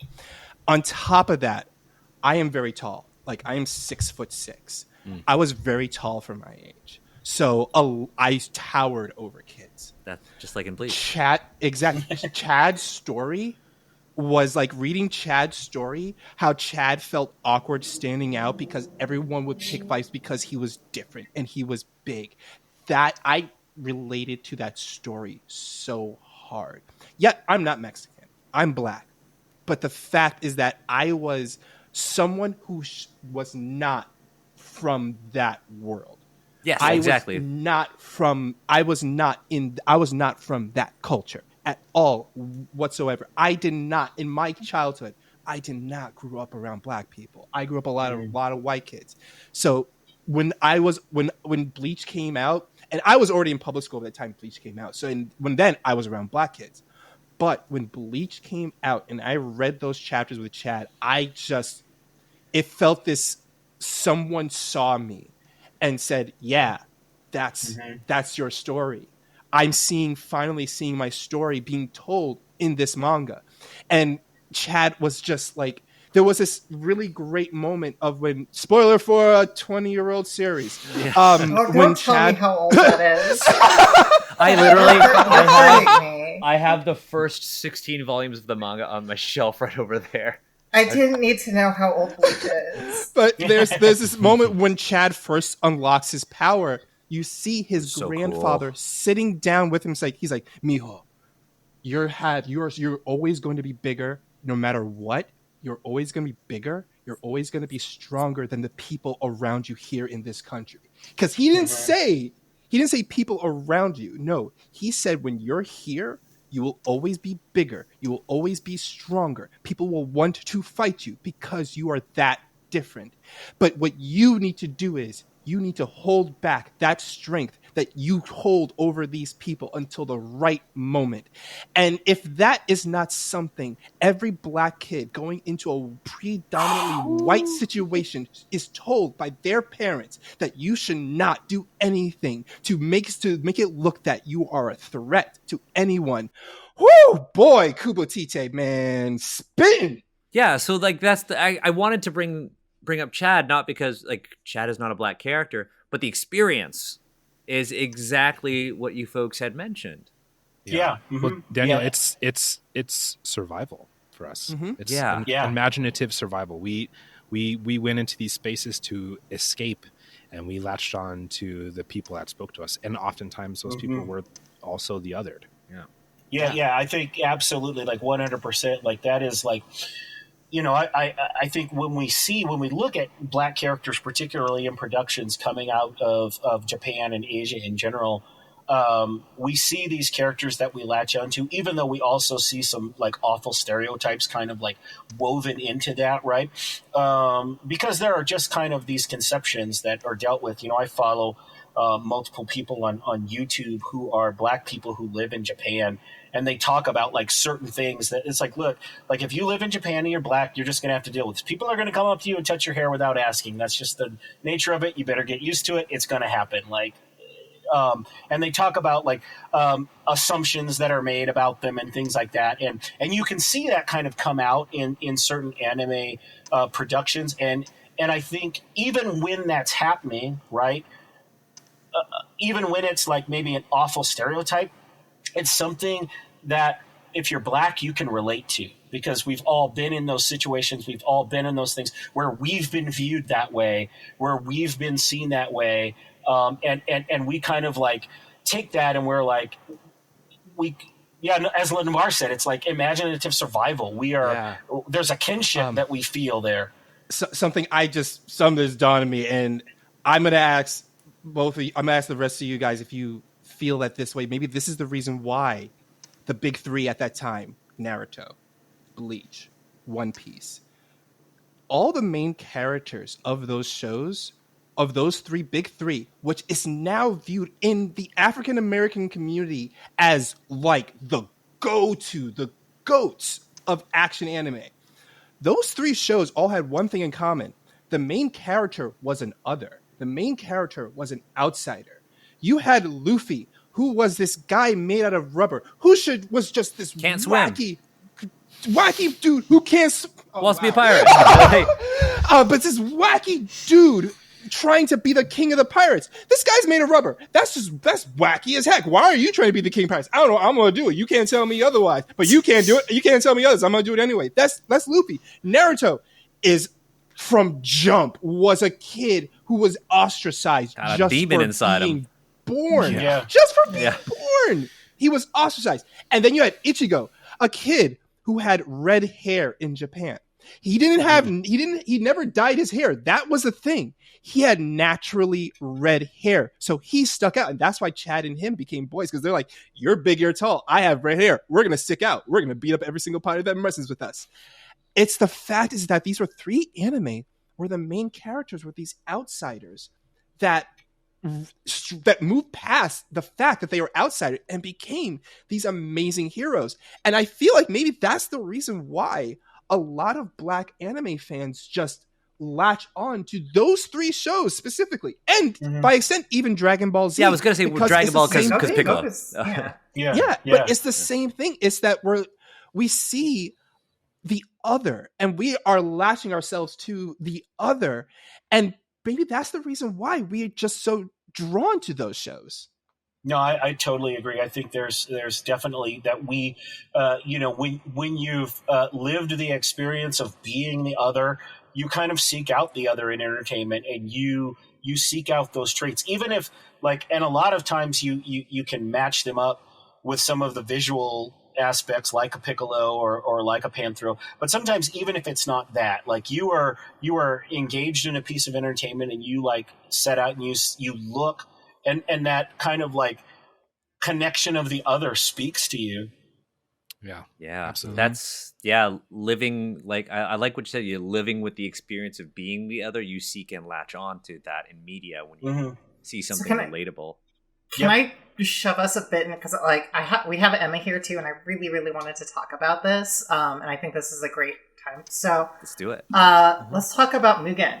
Yeah, I was gonna say. Oh, Yeah, I was like, yeah. So because I know you just Because- rewatched Samurai Champloo, which again another fantastic I series. rewatched as much as I had time to in between playing in extraordinary amounts of Xenoblade 3, which I do not regret.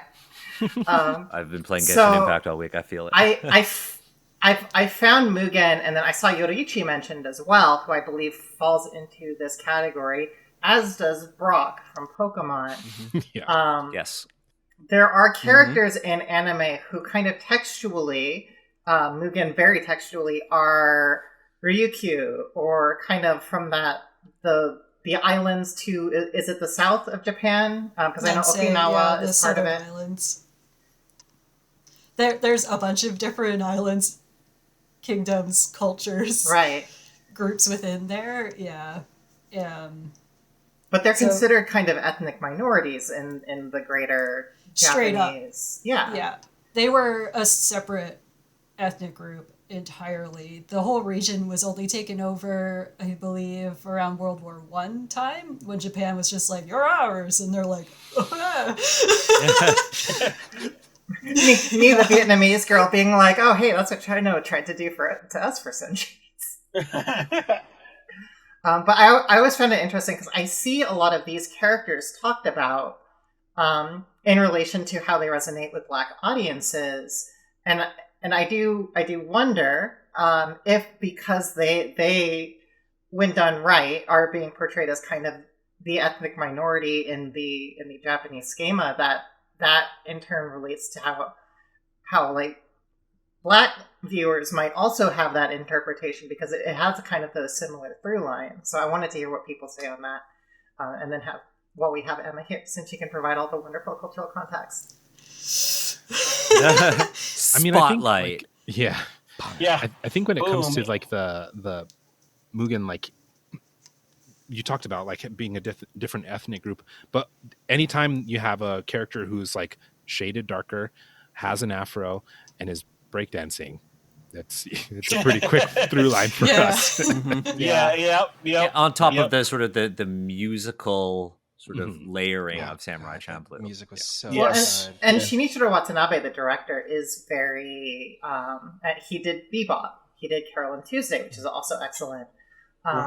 He is probably one of the more progressive, larger directors in Japan, and he always does make an effort to do right, even by like gender diversity and things like that. He doesn't always hit the mark. I could certainly speak quite a bit on Carol and Tuesday, and if we want to do gender in anime, let's do it. I'll add it. That's a really good topic. I'll add it. Yeah. Well, That's a really good one. If you're listening or watching this,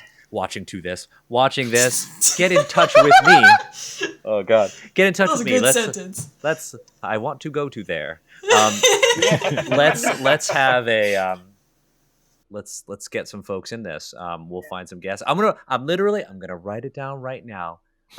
We're gonna episode number 2 to be determined. Gender and what did you want to call it? Gender identity in anime. Okay.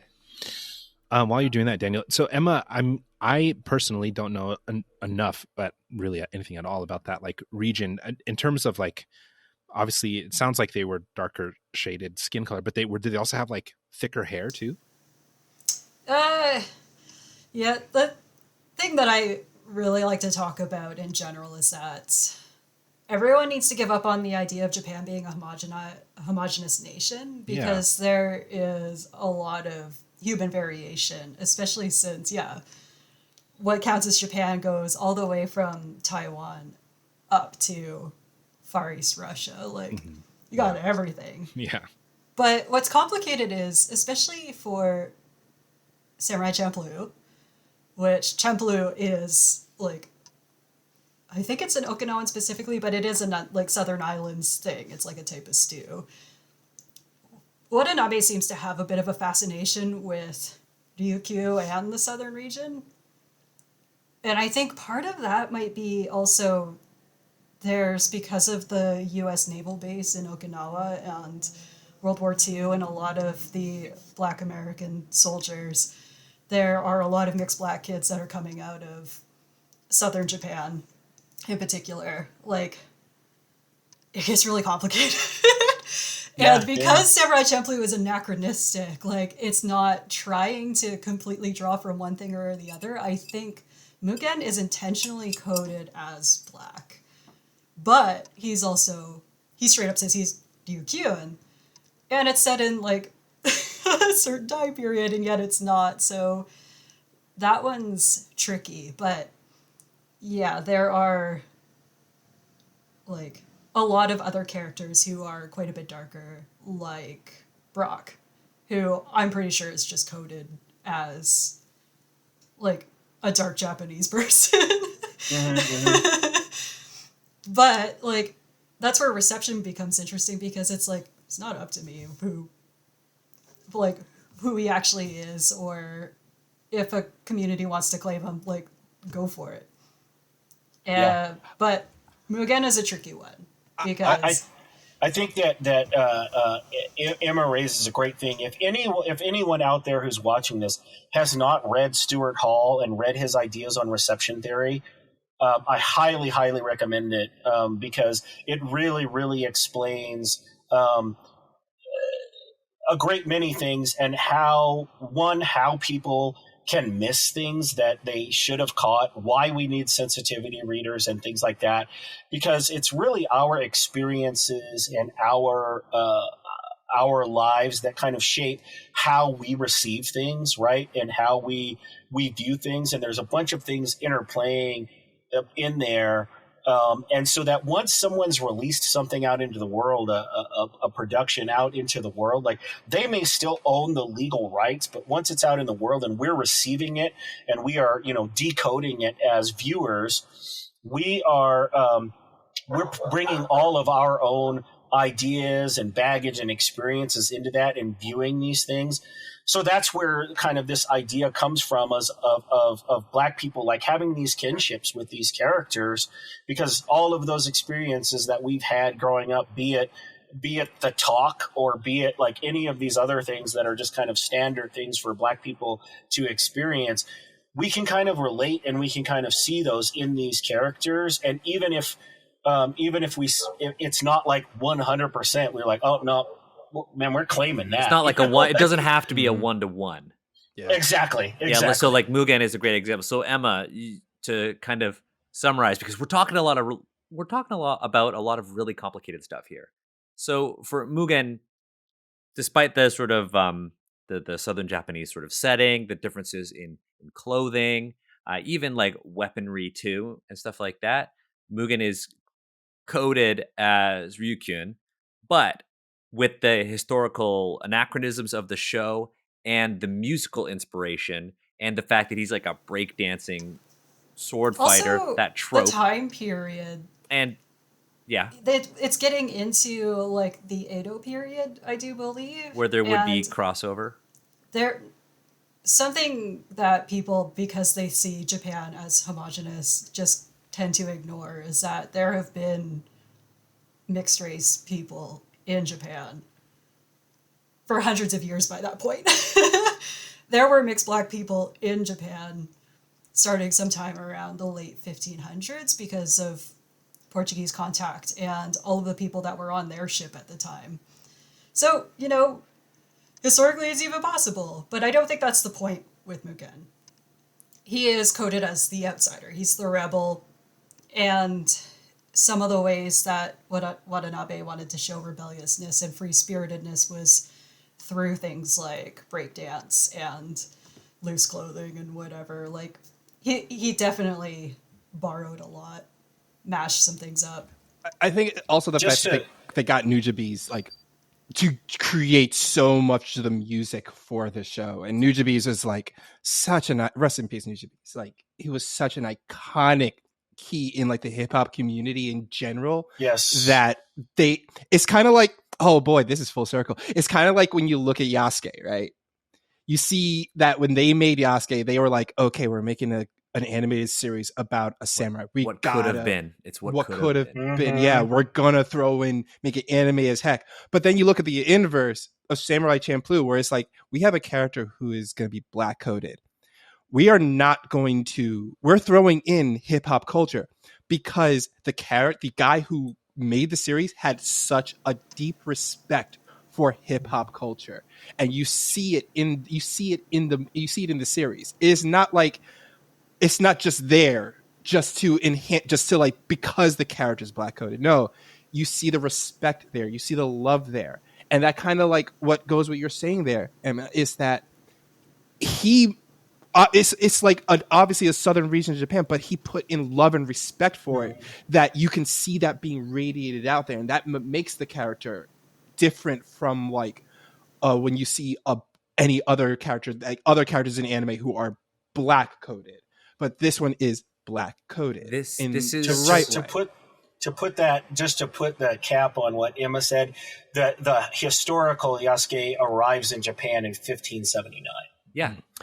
There you go. It's yeah. But also, I think to Wally's point, this is the exact same conversation that Stefan and I had about blaxploitation in Kung Fu cinema. Mm-hmm. It is the exact same crossover. It is the exact same reason why Cleopatra Jones doing martial arts is an homage to that relationship.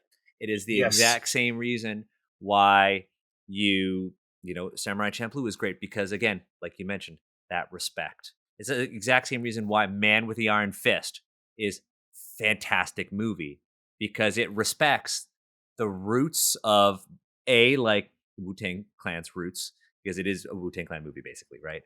It is. Yeah, it is. Look, right? that is the RZA self-insertion, self-fanfic. All right, let's all put it out there. I hope to one day have enough money to just make a fanfic. Like about myself, right? There's a whole episode just in Wu-Tang Clan, man. Yeah, just talking about that crossover. Yeah, really, that's a whole episode on itself. I mean, we do that. I'm down to do that. I'll add that to the list as well. But like, I think Yasuke is an example of how that doesn't work. How that genre crossover, that cultural exchange, is not quite equal. Mm-hmm. Right, and whether that be studio interference, because we don't know if Netflix is like, sprinkle some mech on it. Like, we want some mecha on it. I know. So weird. I can't say for sure, but I do think more money and time would have made for a very different product. Because then there could be actual conversation. The budgetary concerns tells me that the studio didn't really have faith in the project. And I'm not gonna make any assumptions about LaShawn Thomas. I definitely just from what I see, because again, I have a Netflix vendetta right now, so I didn't get a chance to watch it. But even like reading the information I could see on it, whether it was time or whatever, there did not seem to be a strong directorial vision behind the full product, because things like Champloo, and just kind of in general, or like Avatar, they show us in this constant churn of cultural exchange, when you apply care and respect, it empowers the medium. It brings us further. Yes. And that respect lets us all grow together. I think the good faith argument is that it's not LaShawn Thomas's fault. Because if you look at LaShawn Thomas's resume,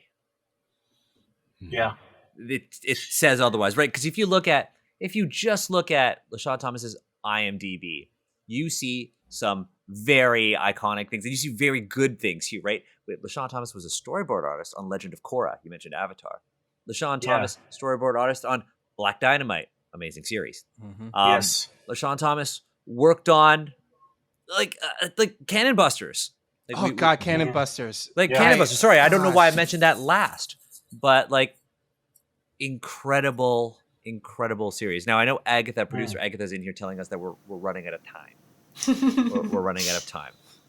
1 minute left. So here's what we're gonna do. We should do a part 2 because we have I'm down. I'm down. I'm down. we I'm have down. 1, 2, 3, 4, 5, 6, 7 questions from patrons that we did not even touch. Yeah. Also, we didn't get a chance to talk about how American cultural exports of racism hurt the medium. Yes. I Oh, really, boy, really yes. wanted to get into, because Yes. if I had to see Panther in the Ice Shield 21 manga, Oh I'm my gonna gosh. flick that Oh shit on the gosh. rest of you. And Like, the yeah. legacy of ideas that are no longer acceptable in the U.S. don't have the same discussion and Yeah. general dismissal in Japan. So you still see things. Oh, we were talking Mr. about Popo. we talked about Komi can't communicate. A really Yeah. good example of that. Like, look, I love me some Oda. Oda, I call him Goda, god tier fixed peak writer, but I will never forget him for Afro Luffy. The- I will the- never the- forgive the- him for Afro Luffy at all. The Twitch chat is calling for a part 2. So Twitch Yeah. part 2. Okay, so Part here's what two. we'll do. Since I want to hold myself accountable to this, and we should hold, and not because Liana is like staring at me in the middle of my screen. It's like you better fucking do this, Daniel. No more 3-year wait. So I think that, again, if you folks are available, we do not have an episode slot for the 7th of October. Oh, that's good for me. Okay. That's good for me. Wally's in. That was very that was like That sounded like you might not be available. Yeah, I was No, like- no, it was you a went- realization that's also my that's like a celebration. I call 'Cause there was like I call October the month of Wally. That's why, because it's my Excellent. birthday month. my birthday month too. When's your birthday? Oh, October 10th. I'm a perfect 10. October 28th. Oh my gosh, you're special just like Oh me. my god, we're special. Bookmark we're like October. kindred spirits. the seventh works for me. So Works for me. Navarre? There. I'll have to Yeah, check. I know you gotta check. I got Emma, you're a good? lot of responsibilities. You got yes. responsibilities. He's a busy about- man. But what about anime? What about your Oh, responsibility? actually- to anime? I was going to Actually, tell no, this story at that's, the beginning. I forgot. My that's- kids know that when I charge up a Kamehameha, it's Oh no, go you're time. supposed to. Oh yeah. Okay, because I mean, there are other things I want to Daniel, talk would about. would it be the 7th or would it be the Oh. 14th? Because It would be- I'm going by my No, by it would- the woven schedule. No, it would and be the we're 7th running on the 7th. because Asians Represent is always on the 1st and 3rd Friday of the month. Right. Oh shoot! Our perfectly threaded needle is going to fall apart. So I was going to say the 7th, alternatively to accommodate Liana, because it would be a travesty if I was like, let's do another anime episode, and Liana. And can't then do it. Liana wasn't there. Yeah. Liana, can you do the 30th of September? Yes. Everyone else? Except Navarre. I know, Navarre, you got to check because you got responsibilities. I can do the 30th of September. I can do the 30th. Works for me. Okay, so tentatively 30th, based on Navarre. No pressure. Twitter and chat, you know what to do. Yeah. Yes. Austin and 30th, TJ not can of come up November, with things 30th to of say. September. So we're gonna make that happen. I've got a lot of things I want to talk about because, like, the sort of cross for me. I'm a huge MMA fan. I love MMA, and one of my, for me, a huge moment was seeing Israel Adesanya literally come out right in the death note in the cage, and then pull up the Rock Lee pose at a weigh-in on Anderson Silva, and he embodies this sort of crossover to me. You see somebody powerful, somebody successful, and somebody just so comfortable being themselves. Talk about Asian shit, and I love it. Yeah. So 30th of September, we are going to do a follow-up, a part 2 to this, but it's going to be much heavier. We're going to talk more about the negatives. We're going to talk about the really poor representations, the bad stereotypes, the, like you said, Emma, the American cultural exports of racism that hurt anime as a medium. I think that was your... Liana said that. I Liana, said, like, the history of you those said- things that haven't been analyzed as much in Japan. Right, and you said the legacy of ideas that aren't acceptable in the West, yet do not receive the same sort of attention in Japan. So we'll talk about those things And another reason, we'll answer those questions that we did not answer on this episode on the 30th. We'll basically make that a special episode, and the first Friday of the month, I'll figure out something there. But yeah, I wanna thank you folks, because this was honestly, the time just flew by. I'm not saying that like time doesn't fly by, because time flies by for every episode, but this was an experience. I was really looking forward to hearing about Piccolo and learning about that, because like there's one thing, like, yeah, I'll go and there is the book, Piccolo is Black. There is that book that you can buy. But I wanted to hear it from people that I know, people who I've connected with on a personal level. I wanted to hear it from my friends. And so I have a lot of thinking to do, because I want to reflect on that. I want to think about other characters and where I've had that moment of, that is me. Because the only one I can think of in recent memory is Glenn from The Walking Dead. And I will say this till the day I die.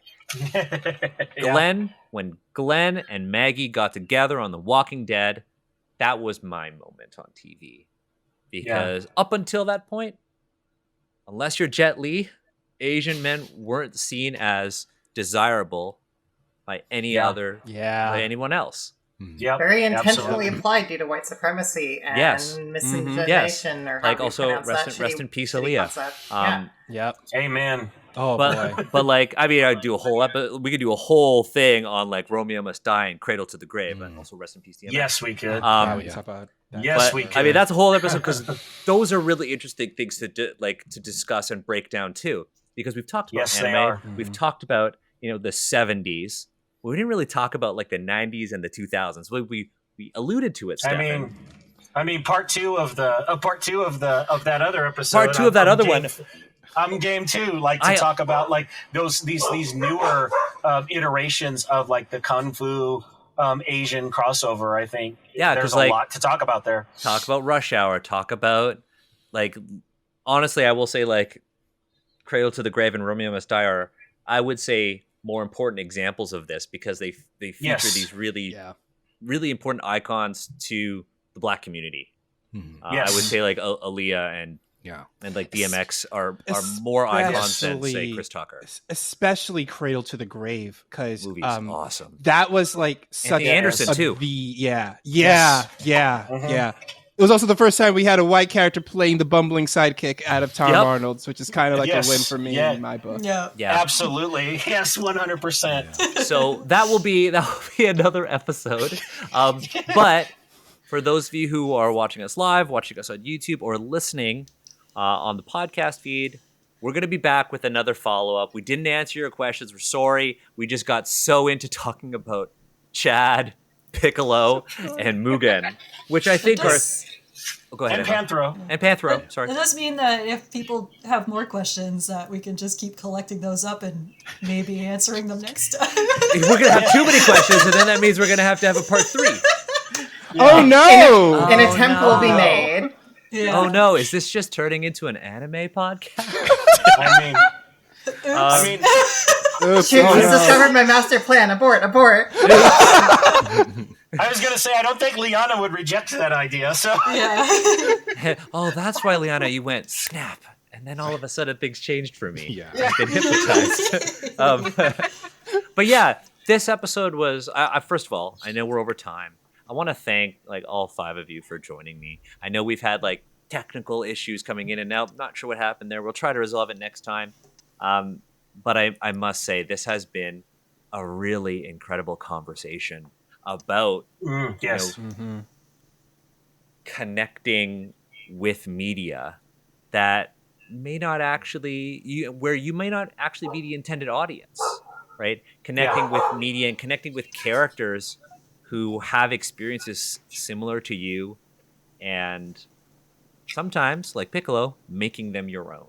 And I am very excited to talk about some of the negative stuff. Not saying I like negativity, but I think it's important for us to both examine the positives and set a groundwork, set a foundation, and do some of that groundwork for deconstructing a lot of that negativity. Because when we go Absolutely. into part 2, we as like an audience, and I say I am the audience because I am the host, so I am the audience for this conversation. We as the audience are more informed as to where you folks are going to be coming from when it comes to sharing these experiences. And I'm not just saying, Wally, Navarre, and Stefan. I'm also talking about you, Emma, and you, Liana, because I think folks, marginalization comes in a variety of ways. And I think the next episode we can examine that. Yes. So I'm very excited to sort of dive into that topic. And we have a lot of people to actually thank for that. We have some amazing supporters on Patreon who make this happen. The folks on, I was going to say the folks on Patreon are the reason why we have this amazing new platform, Riverside, except it gave us a ton of issues this Friday. But blame that on the Patreon. But I'm not going to blame that on the patrons, because the patrons are incredible. The patrons are the reason why. Honestly, I haven't pulled the plug on Asians Represent. They're also not the reason why you chose Riverside. That too, yeah. Yes, they're also not the reason why I chose that, but the patrons are the reason, why this show is still here, and we have a lot of folks to thank for that. Obviously, I will just say, like, unofficial sponsor of Asians Represent, Valorous Games. Valorous Games, incredible, so honorable. So honorable. God! Stab me right in the middle of the scene. He said it. He said the thing, guys. Look, he did I said the H word.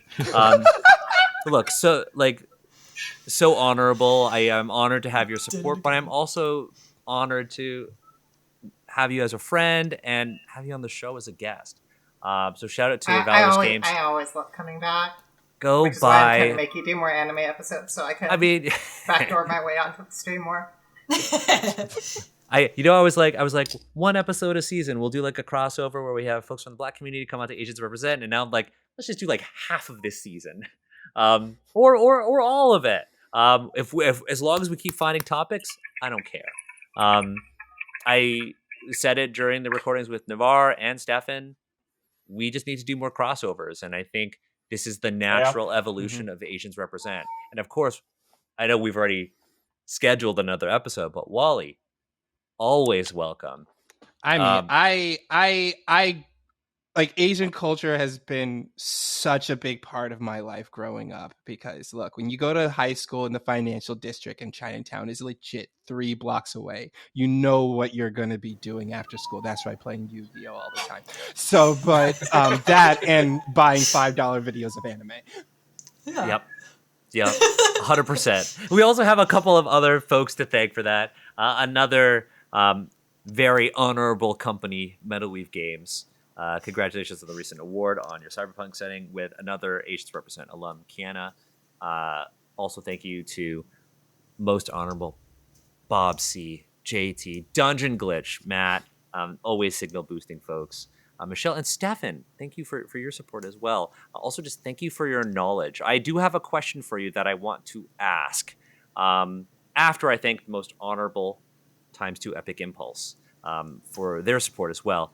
Stefan, you mentioned, and this kind of goes full circle with our conversation about academia. Yeah. You mentioned Stuart Hall and reception theory. Yes. One thing about academia that I find really hard for folks is how difficult it is to actually get resources unless you are within the system. Oh, tell me about it. So you mentioned Stuart Hall and reception theory. What is the most accessible piece of work that they've done that you would recommend folks? I will hold on one second. Let me pull up. The Wikipedia summary of this stuff isn't bad. It's not bad at all. Yeah. But again, I want to ask just to check in. But yeah, if there's a book that somebody can get at their local library, or if you do a Google search, okay, you will find a couple of articles pretty easily in PDF. One is the West and the Rest, Discourse and Power, an article there. Okay, found it in PDF. Yeah. Hall. Yep, and you will also find The Spectacle of the Other by Stuart Hall. If you do a search, there should be a readily available PDF for that as well. Okay, perfect. Both of those really great kind of introductions to what Hall's doing. Fantastic. Yeah, I'm going to put those into our show notes. And of course, patrons will have access to all of those show notes once I edit them. That's a huge part of why I do what I do in Twitter. There's a growing movement in academia that those of us who are really not happy with the whole paywall situation and things like that, and we are today, and I mentioned this I think when I was on the episode before, is that we are paying the price right now for academia's ivory tower kind of situation. We don't teach proper science education, and that's caused misunderstandings about the way vaccines work, and it's put us in a situation in this pandemic. We don't teach proper critical thinking and historical teaching skill ways of assessing history, and that's put us into problems with a recent president that shall remain nameless, and plenty of other things.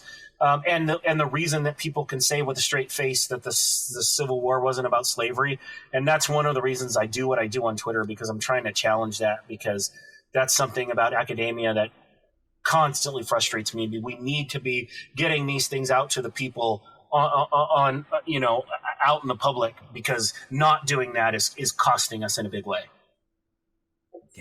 Yeah, well said. And producer Agatha has said we're 15 minutes past. We're going to come back for part 2 on September 30th. I want to thank all of you folks who are watching. Thank you to everyone who rated us on Twitch. You folks are awesome. Stay tuned. I'm going to have everyone's socials on the YouTube video that comes out the following Monday after the stream, and the show notes of the audio that also comes out on the Monday. I'm really excited. If you folks have any questions, ask them on social media. Before we go, just shout out your social media. Let's go on order right now. Let's start with Stefan and we'll end with Emma. Stefan, where can people find you online? Umbral Knight it's Umbral_Knight X on Twitter. Liana. At Valor Liana, one word. At Valorous Games. Navarre. Yes, at Valorous Games as well. Yeah. At Navarre SNP, that's NAVAR SNP, like Secret Nerd Podcast, and the podcast you can find at Secret NRD Social. Heck yeah. Wally. You can find me at WALLE132, like the cute little Disney robot, Wally132. Heck yeah. And then Emma. Perhaps the most complicated. I'm on Twitter as at Starcheologist, because I'm an archaeologist who uses starch. Didn't think about it when I wrote it, that I would ever have to say it out loud, but yeah, here we are. Amazing. Yeah, go follow all of these amazing people.